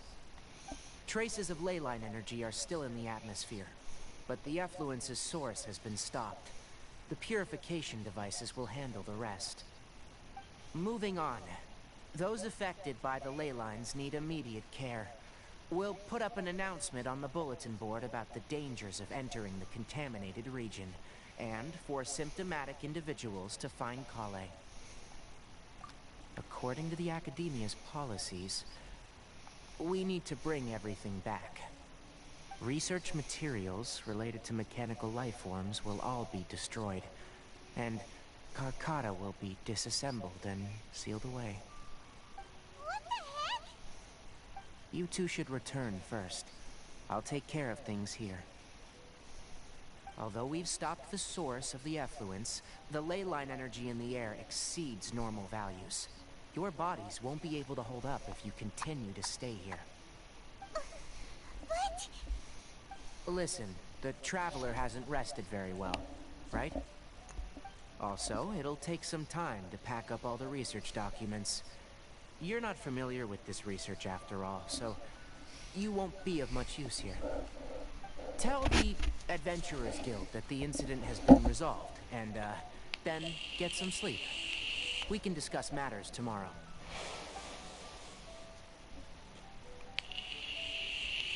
Oh, and don't talk about Abatui. The fewer that know about mechanical life form research, the better. Alright. Then let's go back to Catherine.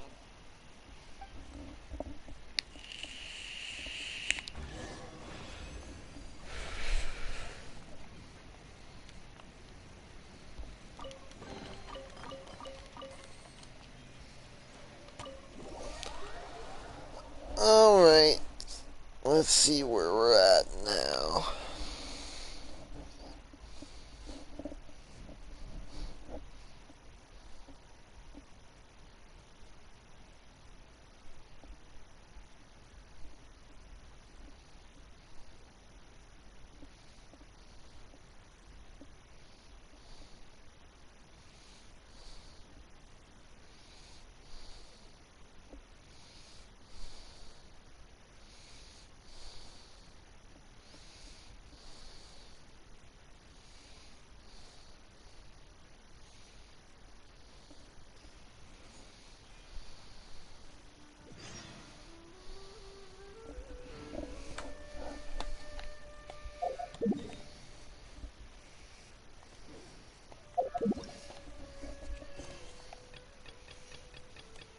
Finally.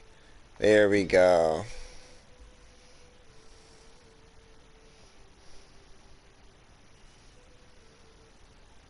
But we'll go talk to Catherine real quick. Actually, no.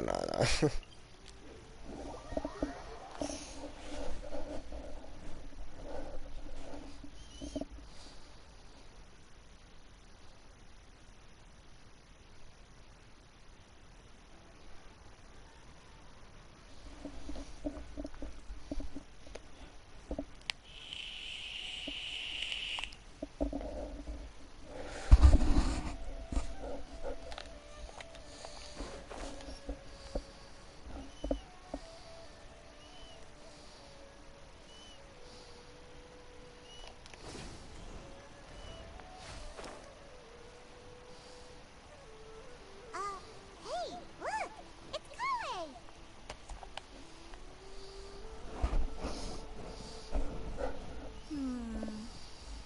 I've definitely heard the other forest rangers mention somebody dressed like that before. I see. Then it looks like my suspicions are correct. Who do we have here? Traveler and Paimon! Huh? Oh! Kaya and Klee are here too! Hi, Colin. It's been ages. Klee! Yeah! What are you two doing here? Well, that question's really more for you, What a coincidence. I didn't expect to run into a fellow Favonian captain this far from Mondstadt. How's the vacation going? Seriously? Bring the whole crew, why don't you? Is it just Paimon, or does Yua not look particularly thrilled right now? Oh, cool! Great idea! Let's go! If you're trying to accommodate me, there must be some misunderstanding. I'm fine. There's nothing embarrassing about running into colleagues in the wild. But earlier you were... Great. Well, I'm sure there's a fascinating reason behind why you're all the way out here in Sumeru. Do share it with us. If you must know, it's a little complicated. But simply put, I'm searching for a cousin of mine from the Lawrence clan. He went missing recently, and after searching his home, we found evidence that led us here. He appears to believe that somewhere in Sumeru lies the key to restoring our clan to its former glory.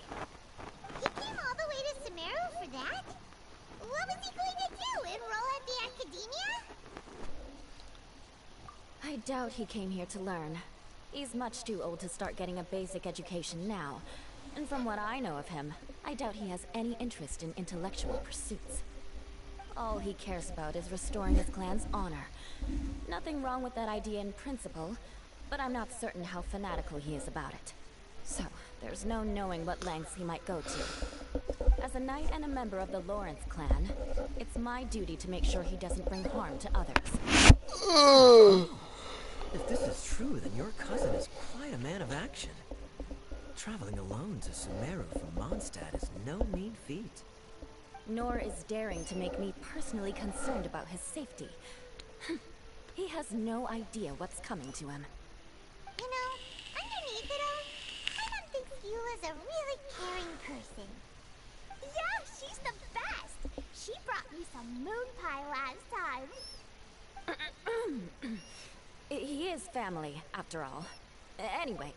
Oops. Now, back to you. How and why did you all suddenly show up here? I'm afraid that could be tricky. Master Tighnari is still at Partis the Eye delivering his lectures. He isn't due back for a while. But I think I'll be able to help out. The description in the invitation letter is vague, but I'm pretty sure it's hinting at somewhere in the desert. The desert? Does that mean Mom's friend is from the desert? I guess I'll call her Auntie Desert for now. I remember Mahamatra Sino once told me a strange rumor about that part of the desert. They say there's a secret domain there that can make all of your wishes come true. Wait. Said I should just call him Sino. I keep forgetting that. Huh. A domain that makes people's wishes come true. Wow. So is it true? Does it really exist? I probably would have believed it a few years ago. But now that I'm a little older and wiser, I think it makes sense to be more skeptical about things like this. This explains a lot. The domain could well be a myth, but he probably figured he had nothing to lose. If you intend to search for this place, then please allow me to join you. My cousin has quite a collection of books about Sumeru desert mythology on his shelves. I highly suspect that he, too, is looking for that domain. Can I come too? I think you might need me there. You'll definitely need a local guide while you're in Sumeru. And I think I have what it takes to be that person. Plus, it's a forest ranger's duty to bravely lend a helping hand to others in need. We have every confidence in your abilities, Klee. Our party grows bigger and stronger still. What say you to this, Captain Klee? I think it's super cool! I read in a storybook that on your own you can only have a drop of happiness, but in a group you have a whole ocean. So I'm sure Mom's friend will be super happy if I show up to visit and bring a whole bunch of friends with me. That's the spirit. In that case, let's get the magic invite to take us there.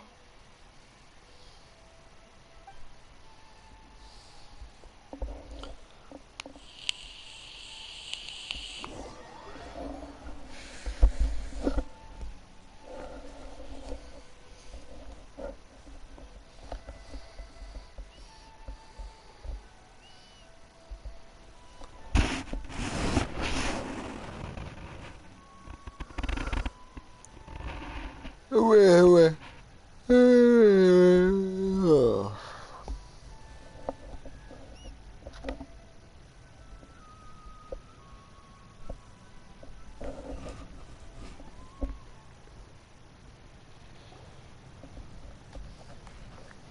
Whoa! This desert is huge! Wow, what an incredible sight. Yes, the scenery is quite magnificent. Are you okay, Eula? You don't look so good. I'm fine. Just taking a moment to acclimatize. The air here is much drier than in Mondstadt. This area doesn't look very habitable, and I don't see a domain entrance nearby either. Oh no. I didn't pronounce the destination wrong. Did I? I mean, I don't think I did. Nope, you got it right. It definitely wasn't your fault. I said Gandharvaville wrong earlier, but we still ended up in the right place. Klee's right. We're in the right place. There's no doubt about that. Phew. Maybe the entrance is hidden under a sand dune. Who knows? We'll just have to start by looking around.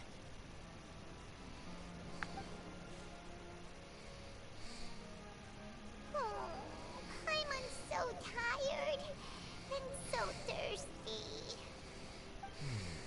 We should have found something by now. Unless there's a problem with the magic invite. Huh? How could that happen? Uh-oh. Did I break it by accident? But I didn't do anything. Todoko will back me up. I'm innocent. It's definitely not your fault, Klee. See? Not even a wrinkle on it.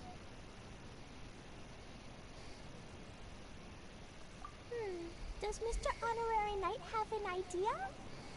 Ah, Paimon knows where you're going with this. Interesting approach. Assuming we're right about this magic invite. That is to say, if it was sent from within the domain, the invite likely has some sort of connection to it. Oh, I get it now. Plus, I know a super special trick we can use. What kind of trick? Can you teach it to us too? Of course! Mom said that if I ever need help, I just need to shout this out loud. Magic invite, Klee needs your aid. Do something now, so Klee's not afraid. Something flew over.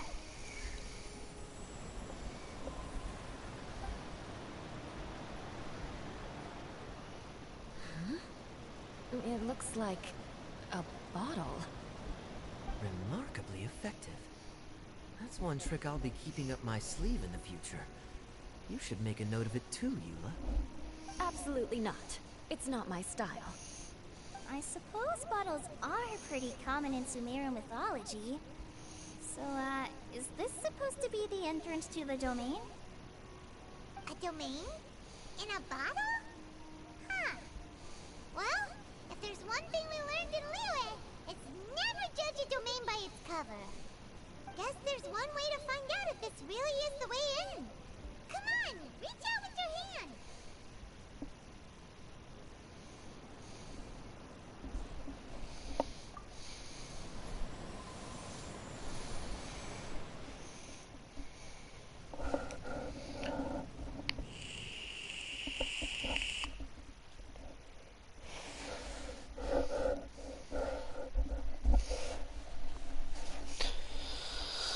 I gotta sit up, Crow. Sorry.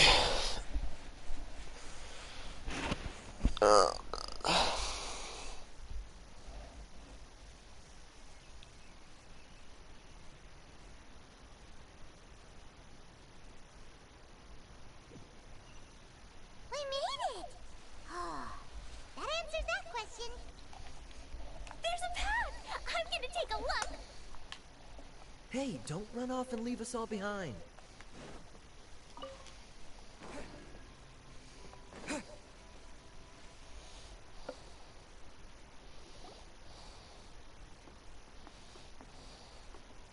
Look! There's a huge garden here! Incredible. It looked so small from the outside. Everyone, I suggest that we stop here for a moment. We should take stock of our surroundings before deciding on our next course of action. Since we're in a bottle, has anyone heard the story of the magic bottle? Oh, you mean the one about King Destret and the genie in a bottle? I've read it before, but I struggled with some of the vocabulary. What's the story about, Kaya? Mom told me a story once about a group of adventurers who went to Bottle Land. But I don't think there was a magic bottle in that one. Don't worry, Klee. I can tell you all about the story of the magic bottle. But if you keep running off on your own, you'll miss all the good parts. Oh. Okay, I got it. I'll stay with the group from now on.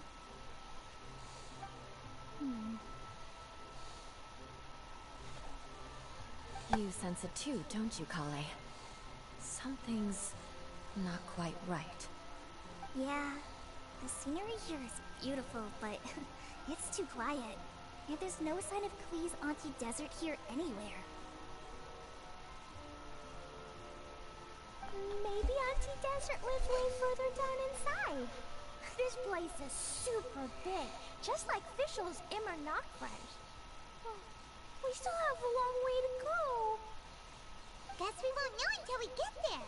Let's keep going. Hopefully we'll meet her soon.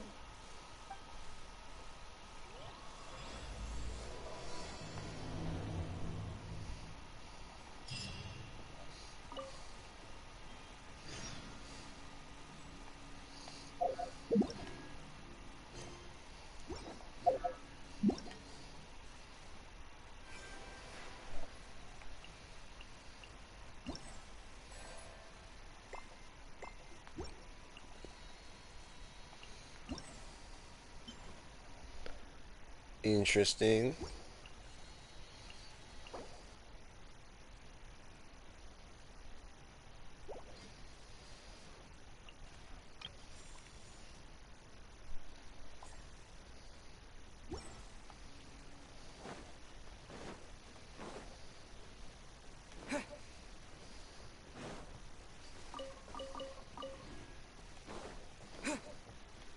It's like a lollipop land.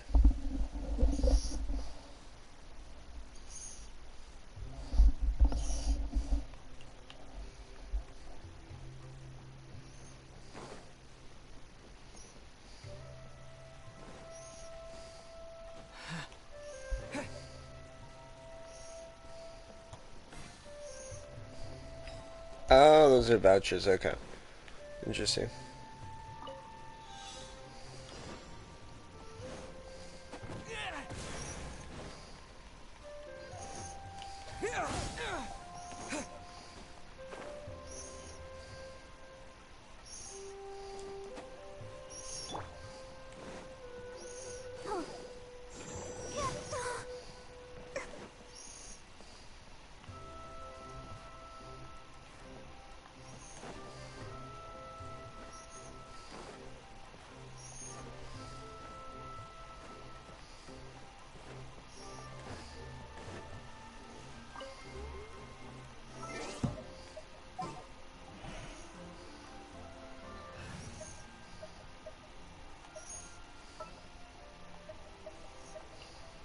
At the ready.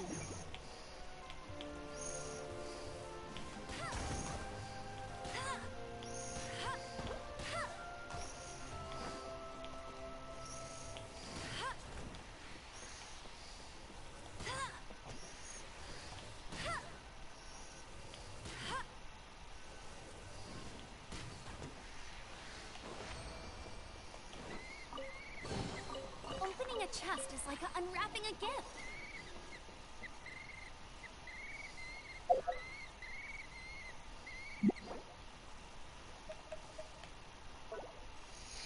Just in case, I guess.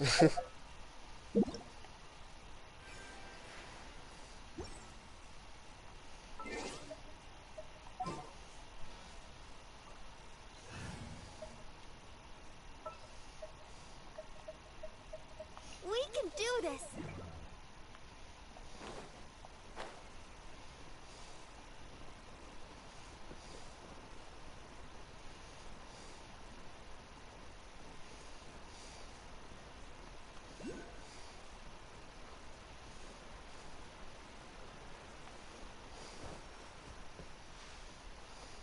Let the show begin.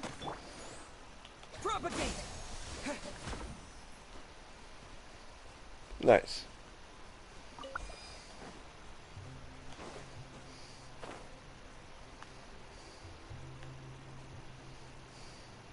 It looks like no one set foot on this road for quite some time. I agree. And the further we get, the more I feel like this place is a whole lot bigger than we imagined. I can see it right now. Strange up ahead. Let's check it out. It's way bigger.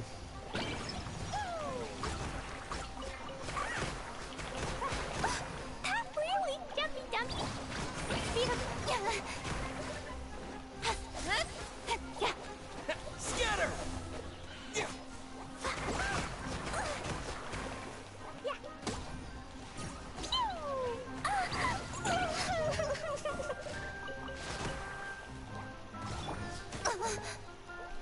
Incoming. Hey!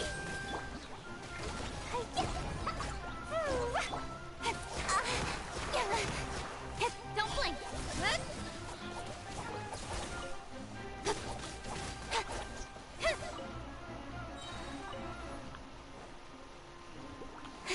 Incoming. Boing, boing, boom!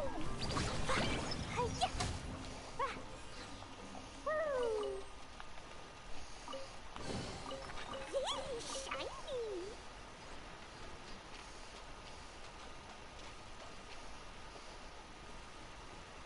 La la la.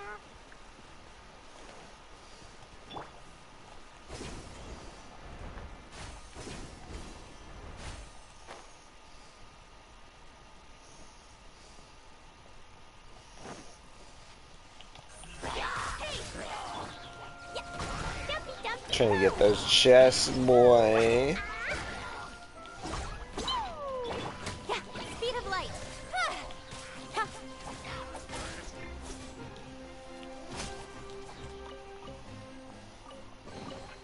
Not bad, as far as treasure is concerned.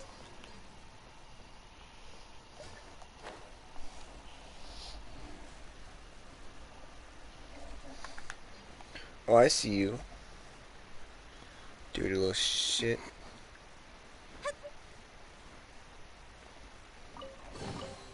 Not bad, as far as treasure is concerned. Oh, you get vouchers for like pretty much everything.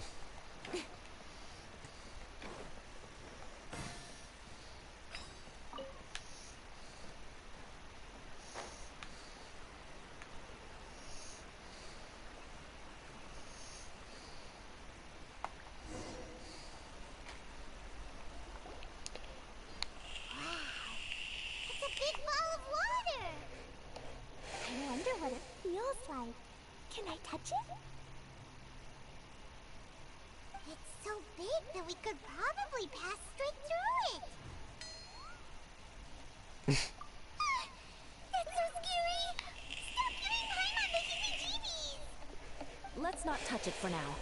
We still don't know enough about our environment. But we can't just do nothing at all because then nothing at all will happen. I have a feeling that this could be the core that sustains this entire bottle domain. In which case, the moment we touch it, this place will instantly revert to its original size, with all of us still inside. Yikes. Okay. Paimon won't touch it. Please. Aya, are we really gonna get squished inside a bottle? Of course not, Klee. I'm sure the real core of this domain is hidden away in a very safe place.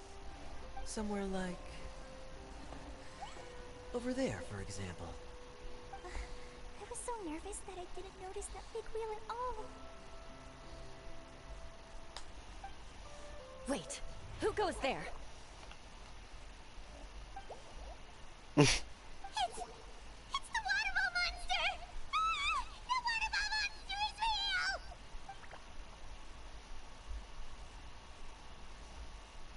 It doesn't seem hostile. In fact, don't you think it looks happy to see us? Really? You sure it's not gonna gobble up Paimon whole?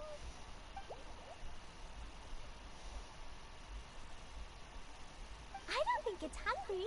Are you, water droplet?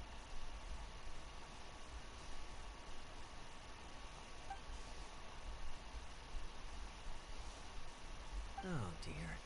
I don't know about anyone else, but I'm not understanding a word of this.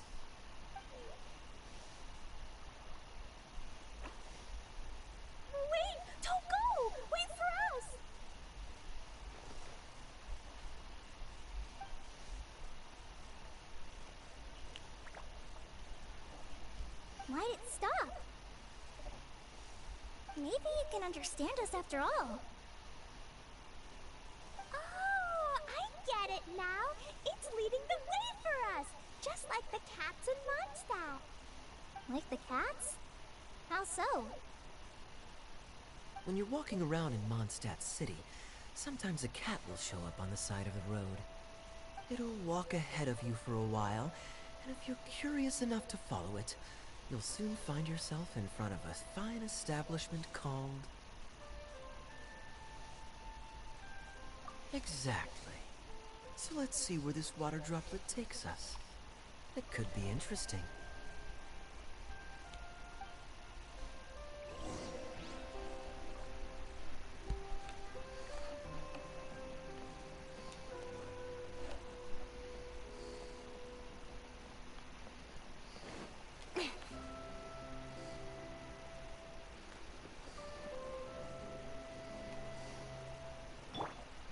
Propagate!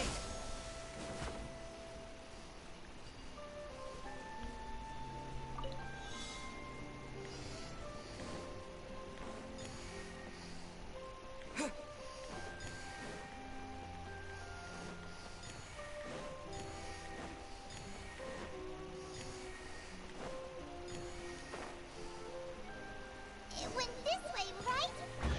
Oh, hope we haven't lost it. Did the water droplet go into that cave?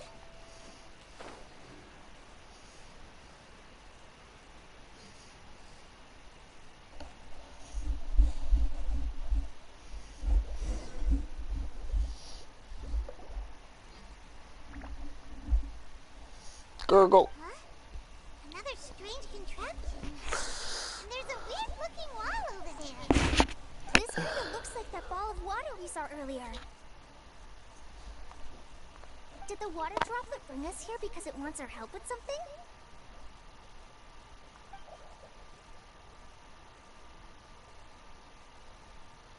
What? Your friend is trapped in the wall?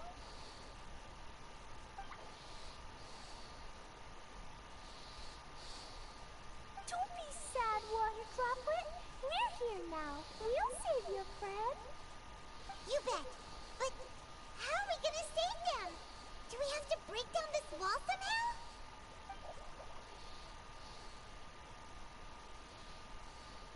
Nope, we can't do that. No breaking the wall. Do we need to find a key of some sort then?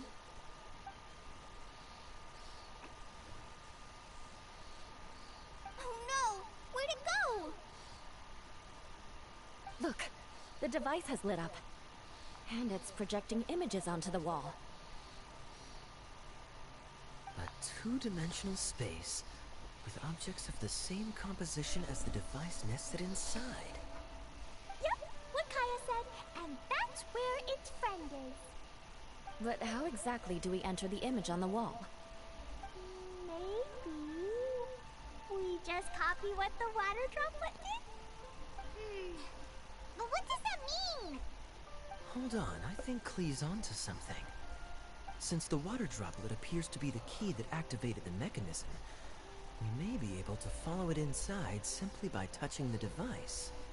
The principle is no different than how we entered this bottle domain. Fair enough.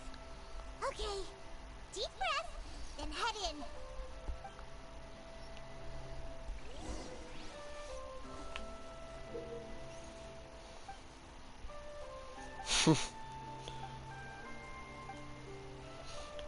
Wait, what?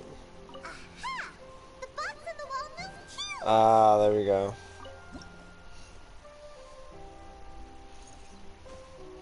Whoa! You really entered the wall! Wow, another water droplet just came out from the wall!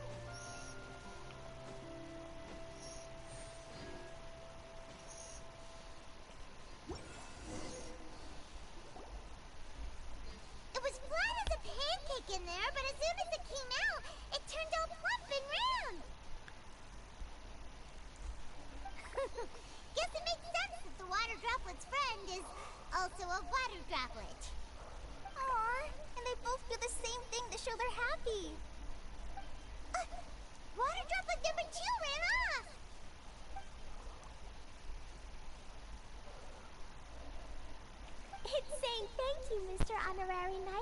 was a huge help. Traveler, how do you feel after entering that two-dimensional space?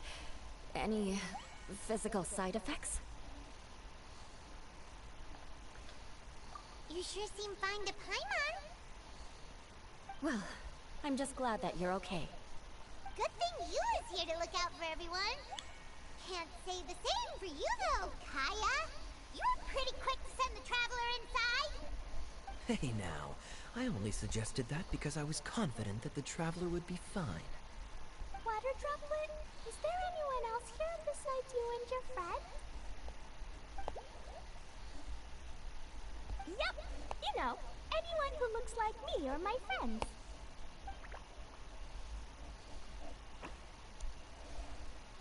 Oh, it ran off again. Hopefully this is a good sign. Amazing. Come on, let's follow it.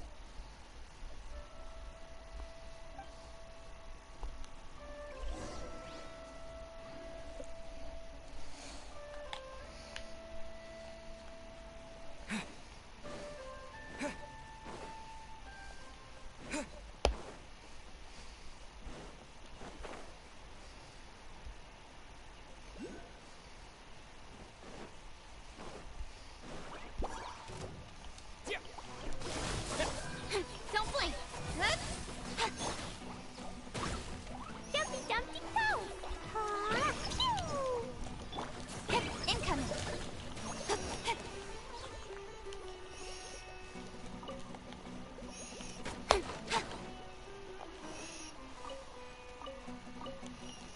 Speed of light!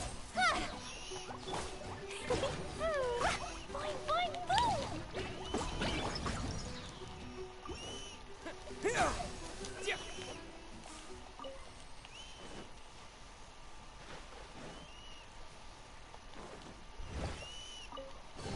Sure. A reward on the road.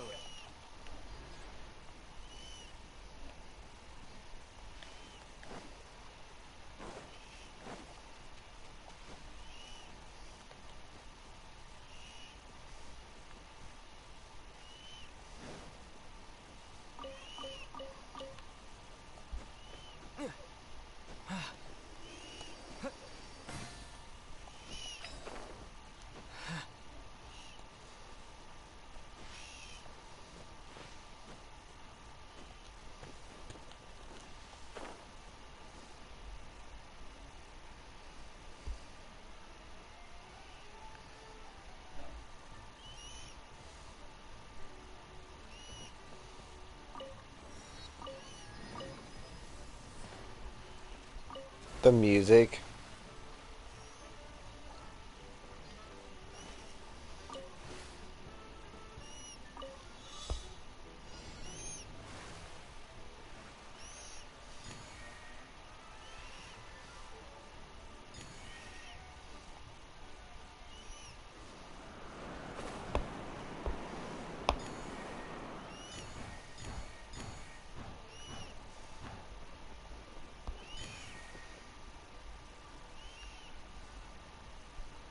Motherfucker.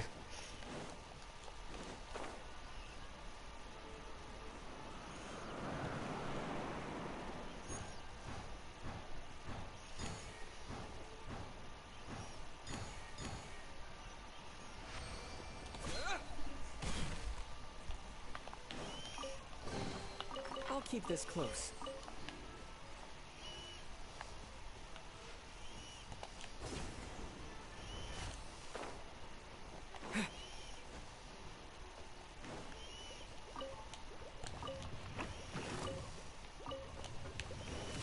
Scatter! Don't blink! That really hurt!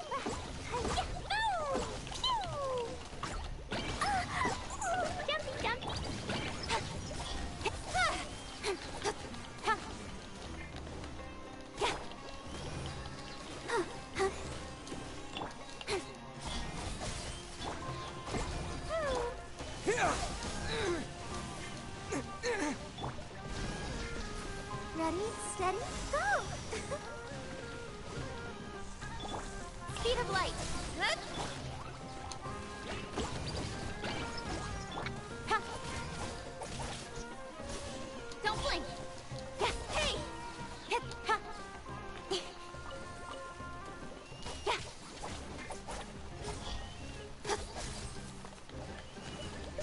forward from shadow. Boing, boing, boom!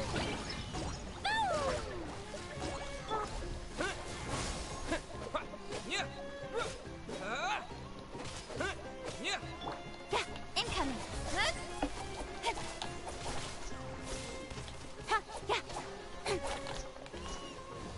Don't blink. Jumpy, jumpy, go! Yeah. Yeah. Boing, boing, boom! Speed of light. Hey!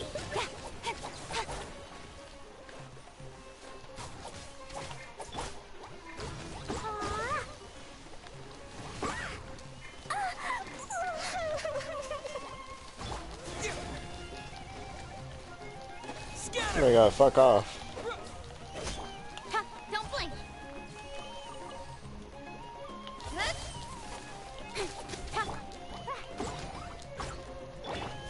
Speed of light.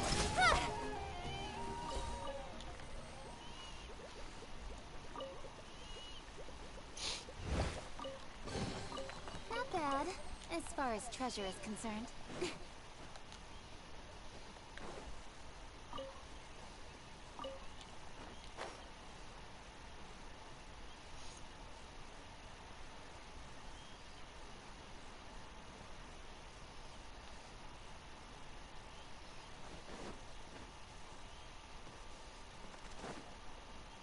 It looks like there might be a town up ahead. Huh. Maybe more people live in this domain than we thought. And maybe that's where Auntie Desert lives!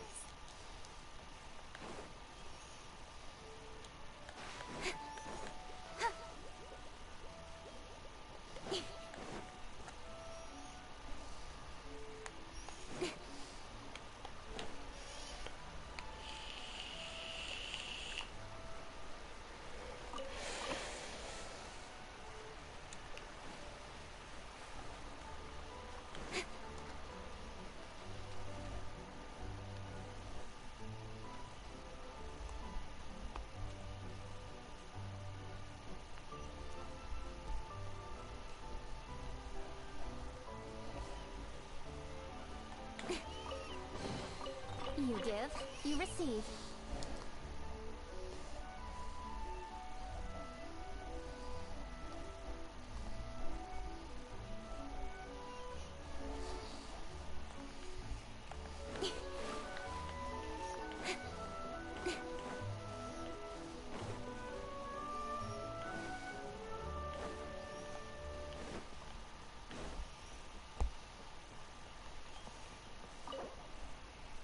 Okay.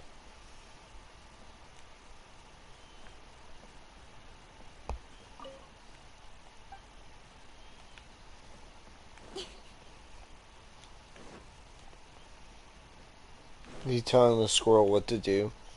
Itia,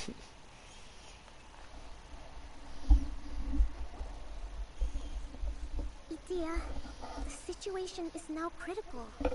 Her window of opportunity to fix this is rapidly closing.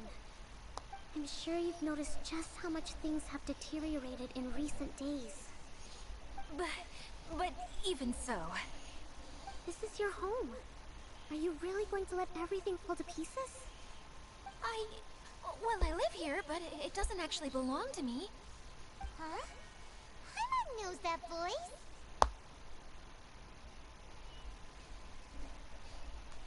Anyone else who comes into this domain in the future will take one look at the ruins before them and conclude that this place was abandoned years ago. But just imagine how different things could be if you maintain this domain in perfect condition. Whoever sets foot inside would witness a magical wonderland. How miraculous it would feel to them to find such unimaginable beauty in the middle of a lifeless desert. Oh, you're right, General. Truly, but... Act now while you still can. You have to stand up to this and break free from your despair. The most important thing is to have no regrets in the end. Well, no one chooses to have regrets, do they? But I take your point. I'll try my best to stop running away. But the question remains of where to begin. Paimon's figured out who it is! Is it Mr. Honorary Knight's friend from a faraway land?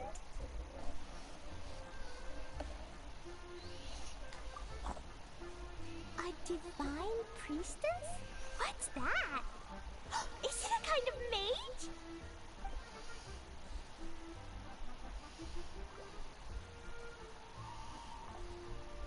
What are you doing here? Huh? We have new visitors? Greetings, everyone. This is the Valurium Mirage, and I'm the caretaker, Adia.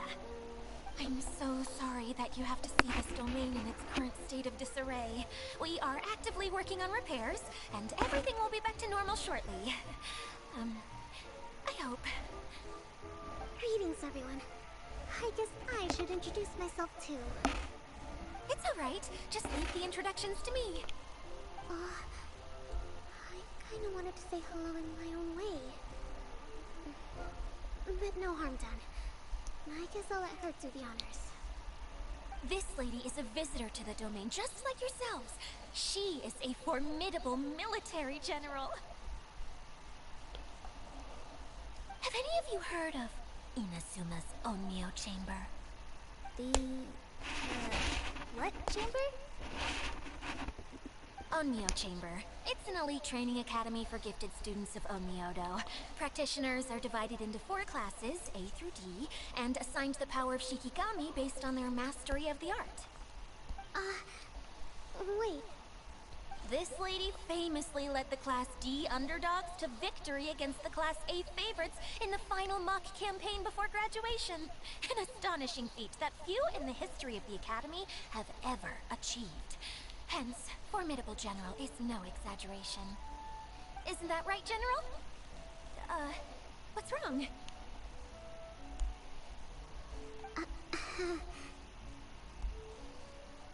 Huh? Wait, so the favorites were beaten by the classy underdogs? Paimon's not completely following.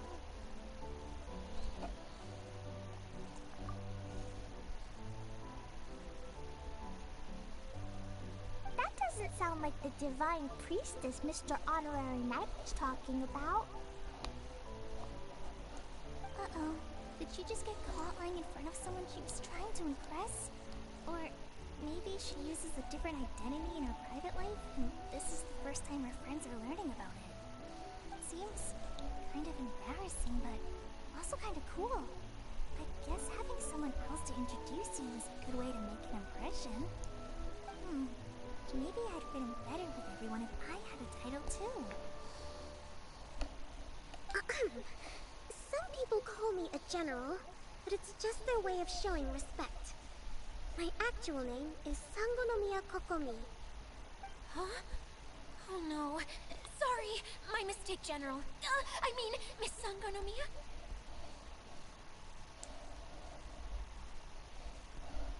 Call me whatever you like, Idia. The only important thing about names is knowing who's who. Oh, I get it now. It's like that story that Mom told me that time.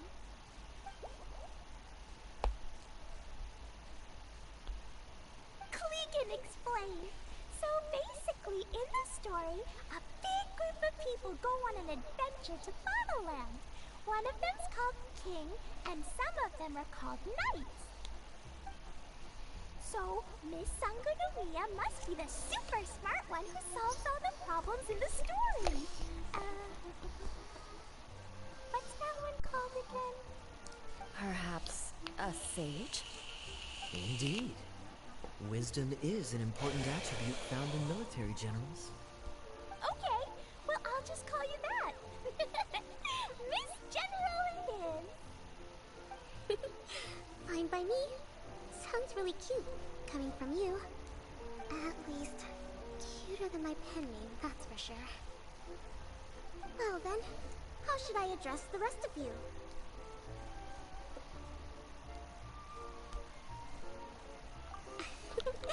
How could I ever forget you?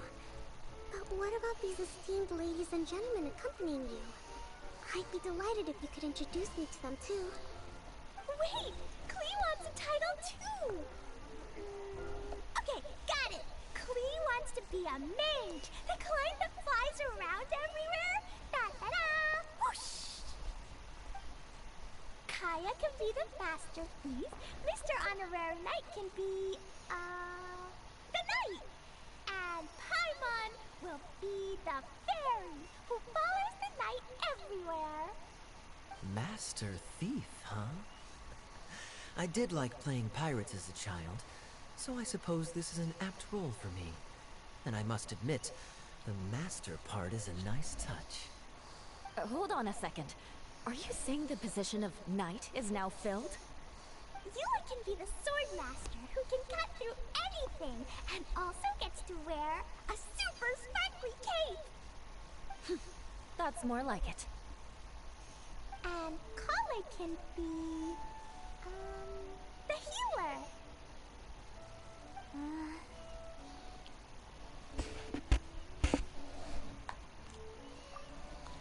No, I don't mind.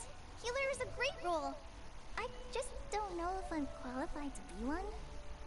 Whenever I'm thinking of titles for myself, I usually imagine myself as an adventurer or musician. I never thought I could be a healer.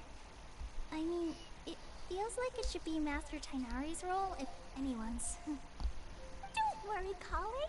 You'll be the bestest healer ever! You don't talk much, but you're very kind, just like the healers in Mom's stories. You'll do fine. I heard you're good with bandages. You can patch up a wound, can't you? I can pitch a tent. Maybe you heard wrong? But I'll do my best. It's my first day filling in for Master Tainari, but hopefully it's the first of many. This is a great idea. Once a new visitor arrives, they can assume a new identity, then add in some role-playing. Oh, we can't leave you out, Miss Adia.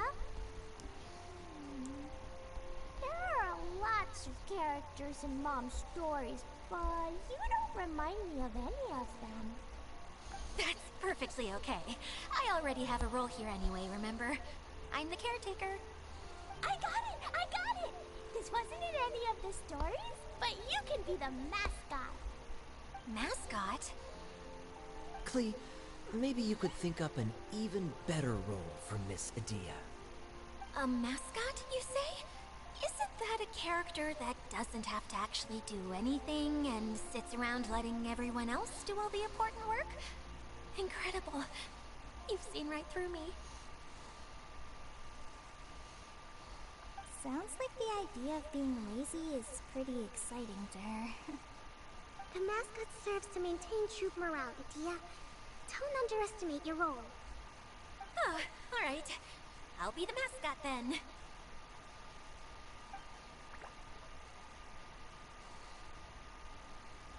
That's right. Thank you for bringing these new friends here safely. You can go off and play now. Thanks, Water Droplet. See ya!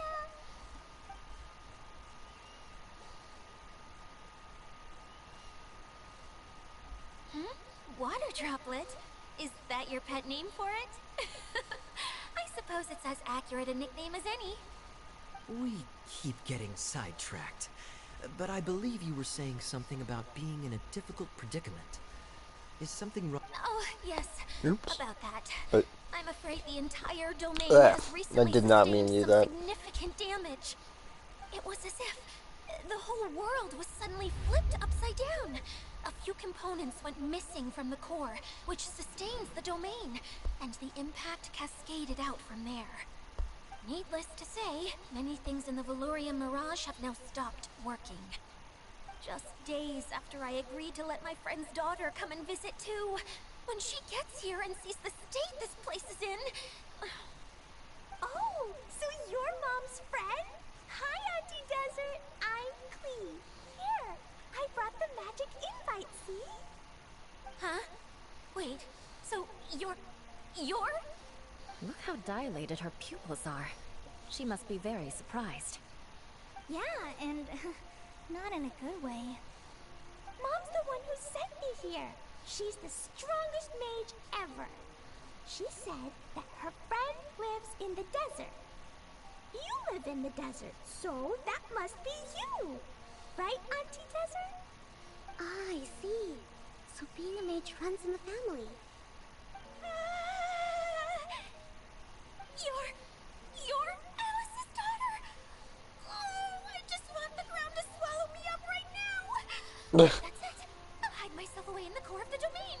Hide there until this all blows over. See you all in 100 years. Idia's really going through it. She's like a shriveled little forest fungus, hanging its head in shame. Klee? That's a harsh analogy. Where'd all that come from? Don't worry, Auntie Desert. Klee's here to help you. And all my friends will help too. Just take a deep breath. And then another deep breath. And all your worries will fly away.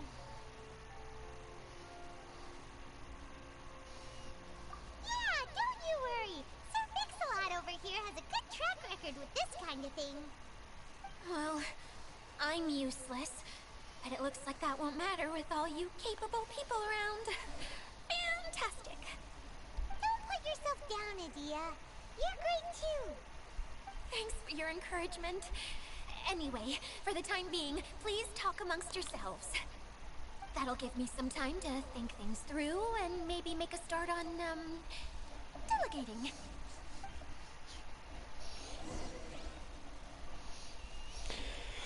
Alrighty, I think I'm gonna call it a day here.